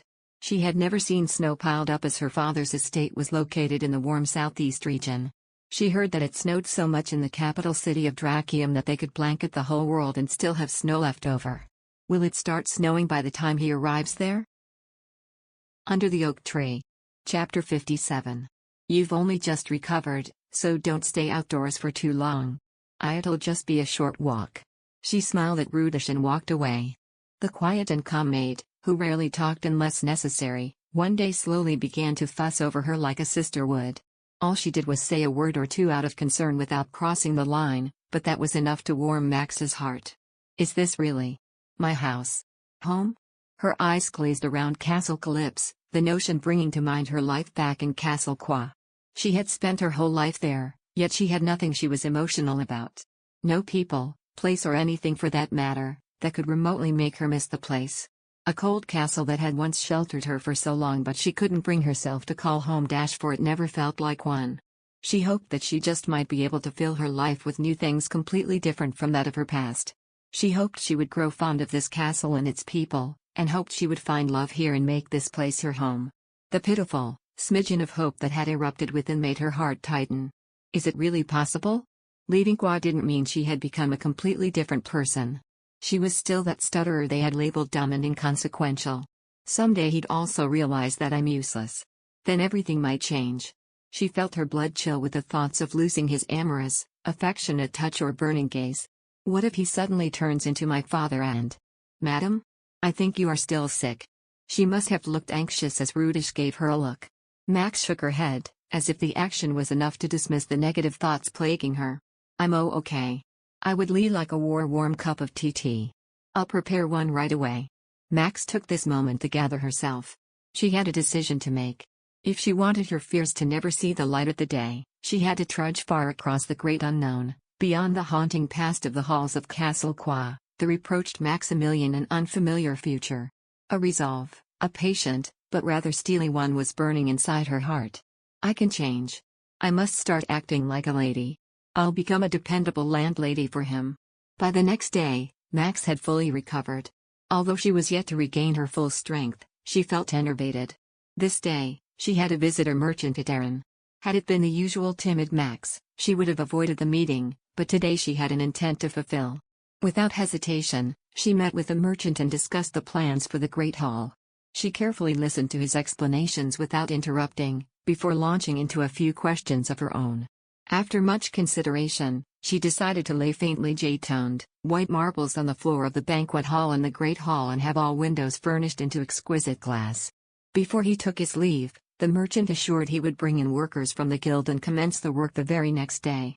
With that settled, she made a beeline for the library with the transaction statement she'd just received from Adarin. She skimmed through several heavy tomes, and worked on recording it in the account books as how Rodrigo did it.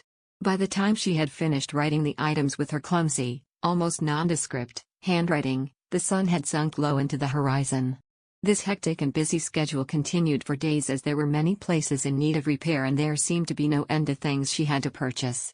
Each day she met with Adarin early in the morning to be guided on areas that needed fixture and flair. After buying more auxiliary landscaping, she would check to see if the workers were working properly. In the afternoon, she met with the landscaper Adarin had arranged to garnish the dreary garden, and then the engineers to confer on the patterns to be engraved on the railings and window frames. Her day exhausted by a flurry of work, Max would then wrestle late into the night with a mishmash of item statements. Her anxiety piled up with the lack of guidance and uncertainty for her endeavors. A worried Rudish would cajole her. Madam, you look very tired. You should take some rest. I'm all right, she would say immediately.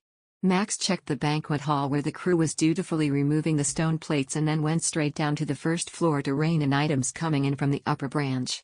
As if on cue, Adarin and his workers pulled in a large carriage into the castle. The servants of the castle unloaded the luggages inside the carriage and carefully carried it into the castle. There's some marble plates and tools required for the process. What about the Y windows? The upper branch in Anatole doesn't have that much glass. We have to order it from the capital or from Libadon to get decent quality glass. For now, I'll send a telegram to see if we can purchase in bulk quantities of glass from a nearby branch. She almost replied with her thanks at the words that seemed like they were out of kindness.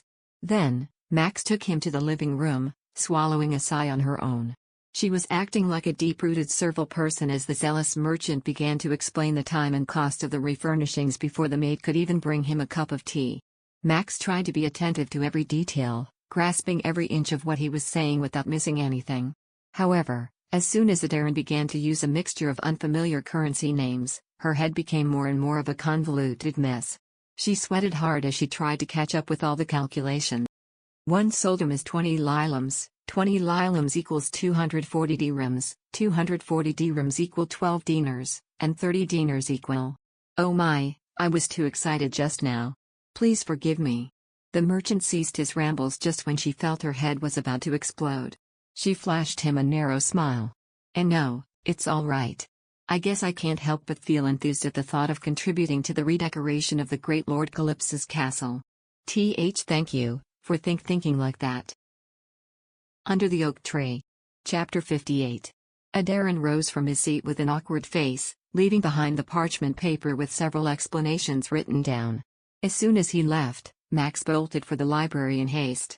It took her several hours just to record the cost of the marbles and the wages for the workers. She heaved a weary sigh at her pathetic accomplishment when she suddenly heard something behind her back. She looked back in surprise and was greeted by the sight of a man looming from behind in the far corner of the library, enclosed in a pile of books. Ruth. The man looked back at her with his sullen eyes while scratching his light gray hair. Max didn't know how to react, so she replied with a blank stare in turn. He was now sitting on top of the precious ledgers. How long has he been lying there? Why are you so noisy these days? The wizard suddenly frowned and complained, seemingly feeling no embarrassment encountering the lady of the estate while sleeping on the library floor. Max stuttered back, bewildered by his imposing manner. Castle, I'm redecorating the castle. The castle is the castle, but what I'm asking about is Madame Calypso's business. And me? Who else? You've been whining in the library for the last few days. Did you know you have been greatly disturbing my sleep? Her mouth hung agape, ashamed over the fact that someone had been watching her piteous acts of groaning, sighing and tearing at her hair. She instantly felt furious with him for not telling her his presence had been nearby in her times of anguish. And stupefied that she was being reproached instead of getting an apology. She didn't know which of the three emotions she should react to. While she stood there astonished and unable to respond, the man rose from his makeshift comfort and went right before her. Are you a bookkeeper? She hurriedly snatched up the sheets of paper on her desk, bleakly hiding them from his sight. However, the man just ignored her effort to conceal the papers and nimbly picked them up from her evasive hands to scrutinize the incorrigible handwriting. The next moment, the wizard's eyebrows quivered. Just how many miscalculations do you even have? Give it. He turned around to keep the paper away from her outstretched arm and kept looking over the contents in sheer horror. He blurted out a low groan. Why is one marble plate 20 liam? I'm sure you just wrote the wrong units, right? Please tell me you merely mixed up units. You just right now. I was in the middle of fixing it. Max desperately explained herself to Ruth, who was on the verge of foaming at the mouth in anger. He, who was glaring at her with squinted eyes, instantly went for the books she was hiding behind her back. She was flabbergasted at his straightforward behavior. A gentleman should never touch a lady's things without permission, or so she had always been told. The act of forcefully snatching away a lady's belongings without permission was something only a ruffian would do. Max pulled on the hem of her dress with a red face. Give it back. How could you, do something so rude? Just how much have you spent in the last few days? She flinched and carefully looked up at him. The wizard's face was horribly distorted and her heart sank at the sight of it. Was something wrong? Ruth clenched his teeth and slowly gathered the strength to ask. How much? That's... Cold sweat trickled down her body as she tried to think of an answer. Sir Riftan said not to worry about money. But you should at least know how much you spent, no? The reproach made her face burn with discomfiture. She shrank away and couldn't look straight, akin to when her private tutor had admonished her for her pronunciations. I don't know the exact number. Do you know the approximate amount? As soon as she slowly shook her head, the wizard rubbed his temples violently, attempting to regulate his annoyance. For a moment, she wondered why she was being scolded by him, but then the fear of having done something terribly wrong gnawed at her. So, Max confessed after a long hesitation. Actually, I'm not familiar with this kind of work, so. If you aren't familiar, you should at least ask for help. His words uttered in frustration were too right that she couldn't say a word in response. Max trembled in horror, feeling like the biggest fool in the world. Is it really that wrong? First of all, the ledger is a mess. Some items are ridiculously cheap, some ridiculously expensive. The calculations don't match at all. Also, these item purchases, there are too many unnecessary purchases. While it's true that Lord Calypso made a ridiculous amount of money from the battle against the dragon, you can't just spend it without thought. There are numerous knights and guards in Anatole and we are responsible for their upkeep. Most importantly, we are planning on building a big road that will connect the port to the village next year. To add, winter is approaching, so our tax revenues will take a hit. We have to try and cut back on any kind of possible waste. Max shrank her neck in like a turtle at the relentless onslaught of censure. I didn't hear anything about that. He just said to do whatever I want. Ruth let out a deep sigh after he heard her mumblings. As if he had lost all his energy, he drooped his shoulders and continued. I'm not saying redecorating the castle itself is wrong. It's true we have become like a military factory that doesn't care about anything but defense. But it's too much. If you keep spending money like this, it will be just a couple years before Lord Calypso has to go rob another dragon lair. That. Max reeled back, about to collapse, and gripped the chair firmly. She was trying to give the castle a massive facelift to make Riftan glad. After all, it was the responsibility of the mistress of the house to keep things beautiful too. She felt all the blood in her body leave as she thought of how her husband might go berserk for her misguided actions like the man in front of her. Max looked up at him with tears in her eyes. If you teach me what I did wrong, I will fix it. Under the Oak Tree. Chapter 59. In the quiet study, the air stood still. Except for the ruffling of pages, there was nary a sound. There were only 2 people in the study, yet it was more suffocating than a crowded room full of clamor. As he flicked through the pages of the ledger, every now and then, Ruth pressed the middle of his forehead with his forefinger as if trying to pin down his emotions. As he went through line after line, word after word, his thoughts dared not reflect on his fate.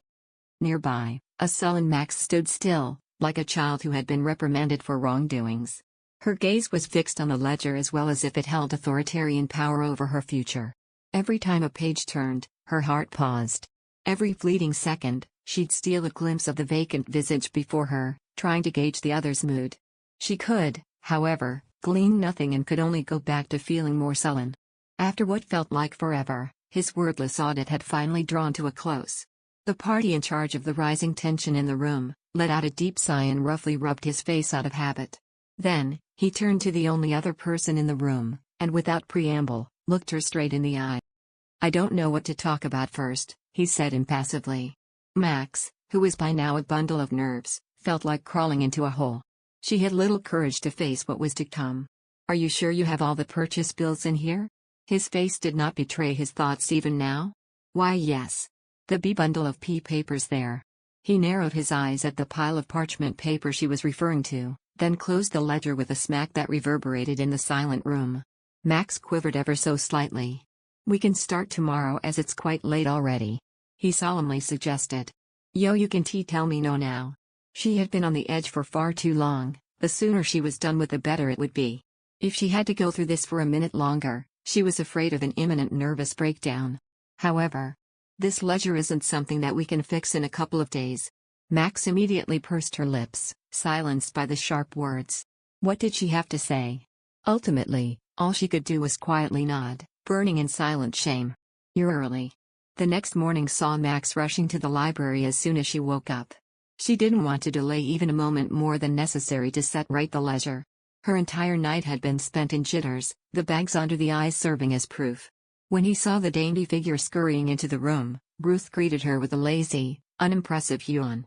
He was sleeping in a corner, dressed in his usual, tattered apparel from before. It seemed like it took him great effort to straighten himself up, and the look he shot her all along was of someone who had been disturbed in the midst of something very important. Max narrowed her eyes, clearly aware of what the gaze on her meant. She had snuck out of her room shortly after sunrise. Before leaving, she'd wiped her face with a wet towel, not wanting to bump into any servants looking unkempt. By the time she made it here, she was panting and a thin layer of sweat had made its way on her flushed face. And was this man, living free and easy, silently accusing her of invading his privacy while she had spent the night on pins and needles? If anyone knew that he was the one Max feared, they would scoff it off, calling it absurd. Let's look at the purchase records first. We should cancel any unnecessary orders before it's too late. Without wasting a moment, he pulled out a chair from the desk, made himself comfortable, and got straight to the point. Surprised by the sudden change in demeanor, Max tucked her uncombed, messy hair behind her ear in a bid to hide her unease and quietly took the seat opposite him. She attempted to break the terse silence. The me merchant YY will be coming this AF afternoon. I can cancel any orders to today. Very well. He simply answered. He deftly organized the parchment papers by date and started to go through each of them in detail. As he looked through the records, she gripped onto her skirt nervously and waited with bated breath, not daring to utter a peep lest he is irked. Firstly, he finally said, 20 lirams for a marble tile. You wrote it down incorrectly. A marble tile 1 cubit by 1 cubit for 20 dirhams is not a ridiculously expensive price. No, it's actually quite cheap. Just when Max sighed in relief, she discovered she had celebrated too soon. Ruth tapped the desk with his fingers and continued in the same detached tone. But I'm not certain if switching the floors of both the hall and banquet room into marble tiles is necessary. It's not long since they've been changed into stone tiles, he said inside. I reckon there's nothing we can do since construction has already begun. Nevertheless, Lord Calypso deserves this kind of luxury, so it should be fine. But they haven't started with the hall, so we can cancel. That would be great, thank you. He replied dryly and went on to the other sections. Everything else looks fine. Stair handrails, balcony banisters, windowsill, curtains and carpets, wall decorations, furniture, chandeliers and statues, fountains? His flat voice screeched when he reached the end of the list. Max flinched like someone had slapped her on the back. He whipped his head around and glared at her with narrow eyes, tacitly demanding an explanation. Unable to dare to look straight at him, she looked away and started spurting excuses. The me merchants said it'll look good in the garden. Do you know how much money goes into maintaining a fountain? Drawing water is a huge construction in itself. And what's more, it's made of marbles and crystals. This bastard is trying to rip you off. At his angry cry, Max dropped her head. It looked like she'd shrank in size. No matter how pitiful she appeared, his caustic remarks didn't meet their end. And where did the idea of changing every single window in the castle with high-quality glass come from? This is a kind of luxury the emperor during the Rome dynasty would have had. Do you know how expensive glass is? Croquois Castle has gold glass windows. That's because it's owned by the Qua family. Madam, your father is one of the richest people in all 7 kingdoms. He couldn't believe she was comparing such polar opposites. If Lord Calypso was rich, then the Duke of Croy's wealth could only be described as exorbitant. Even the commoners were aware of this fact. How could his own daughter be oblivious? Under the Oak Tree. Chapter 60. Ruth thumped his chest with frustration. He was trying in vain to quell his agitation, knowing well he was speaking to the lady of the house. But his emotions couldn't be pacified with her preposterous plans. Even so, he explained as calmly as he could. Glass is not practical at all. Insulation of glass is extremely poor, that it will be no different to living with the windows open. Moreover, knights often train in the backyard, and it will be only a matter of time when such expensive windows shatter to pieces from swinging swords. Another thing, it scratches easily, so it'll be challenging to manage them. Servants will be spending most of their time polishing them, and soon, you'll be short-handed. When he picked the points Max had never thought of, she quietened even further. He looked through to the very last bill, and only then did his face soften a little. It was unknown if it was the realization of his brusqueness up until now or the mere content of the bill. Even so, the ensuing words had a hint of softness. Fortunately, not everything has been ordered.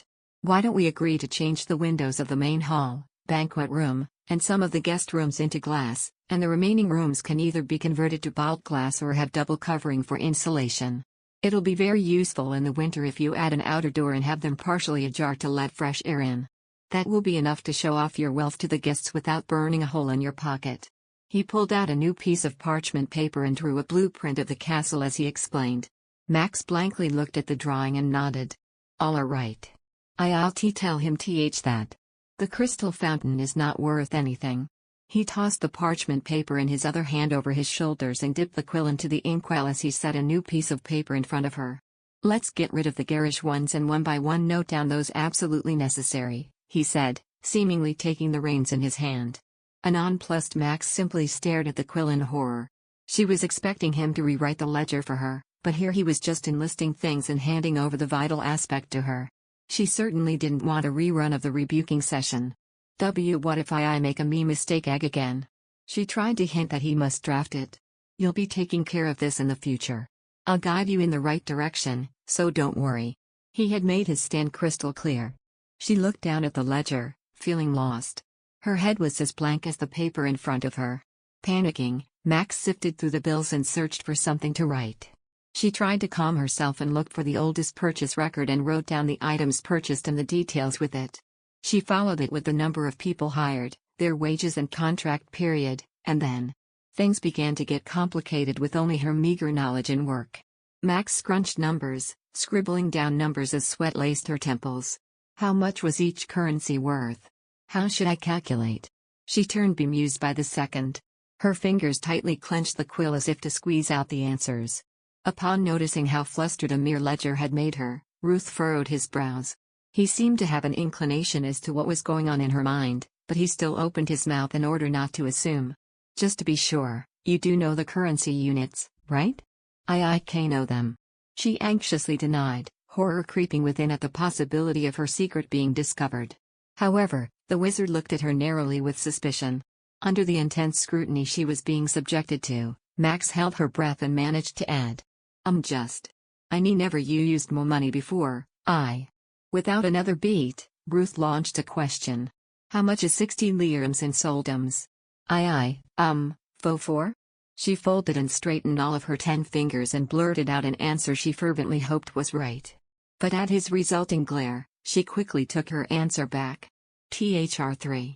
How much soldoms do you get from 24 dinars in soldoms? What about 10 lirems in dirhams? Almost in tears, Max's face flushed with shame and humiliation. Yet the sharp pair of eyes were still intently staring at her, unfazed by her crumbling emotions. It's all over. He must have figured out I'm a half-wit. He's going to think that I'm a stutterer, a mere idiot. Will he tell Riftan? She dropped her head in trepidation, any lower and it would have touched the floor. After a silence that seemed to stretch on forever, she heard a weary sigh.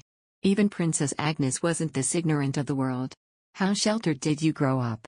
Unable to give any excuse, she bit her lip. Her mortification was for everyone to see. Ruth was silent for a long moment and exhaled loudly as he went through the inner pocket of his robe, fishing out a small pouch. Listen closely, he said as he picked 2 silver coins. One was thick and wide as his middle finger, and the other was thin and wide. 2/3 of a pinky. Ruth tapped on the large coin bearing the insignia of a bird with its wings spread. This is a lirum. It's a silver coin the Rome Empire created and spread all across the continent. It is worth 12 times this smaller coin, the dirham, he said pointing at the smaller coin. Dirhams are from Rakissim in the southern continent. It has been used widely since the trade with this continent has grown these few years ago. It's small but carries a high credit. She looked at the small silver he's placed on his palm, concealing her fascination. It was her first time seeing a coin this close. Ruth let her observe for a bit and continued explaining. Lirams are exactly 12 times heavier than dirhams. That's why 12 dirhams are exchanged for 1 liram. He then pulled out 2 gold coins. One was big as a liram and the other is a dirham. This big one is a soldum, created by the Rome Empire, just like lirams. This small one is a dinar, also from Rakissim. Likewise, soldums are 12 times heavier than dinars. Why does the southern co-continent make such as small coins? Business in the southern continent is far more developed than where we are. If a coin is too large, trade between individuals cannot be possible. He answered as if her question was bothersome. She couldn't fully understand him, but Max didn't ask more questions. Ruth put the coins down and continued talking more about money. Gold coins are worth 20 times more than silver coins. A single soldum is exchanged for 20 lirams and a single dinar is exchanged for 20 dirhams.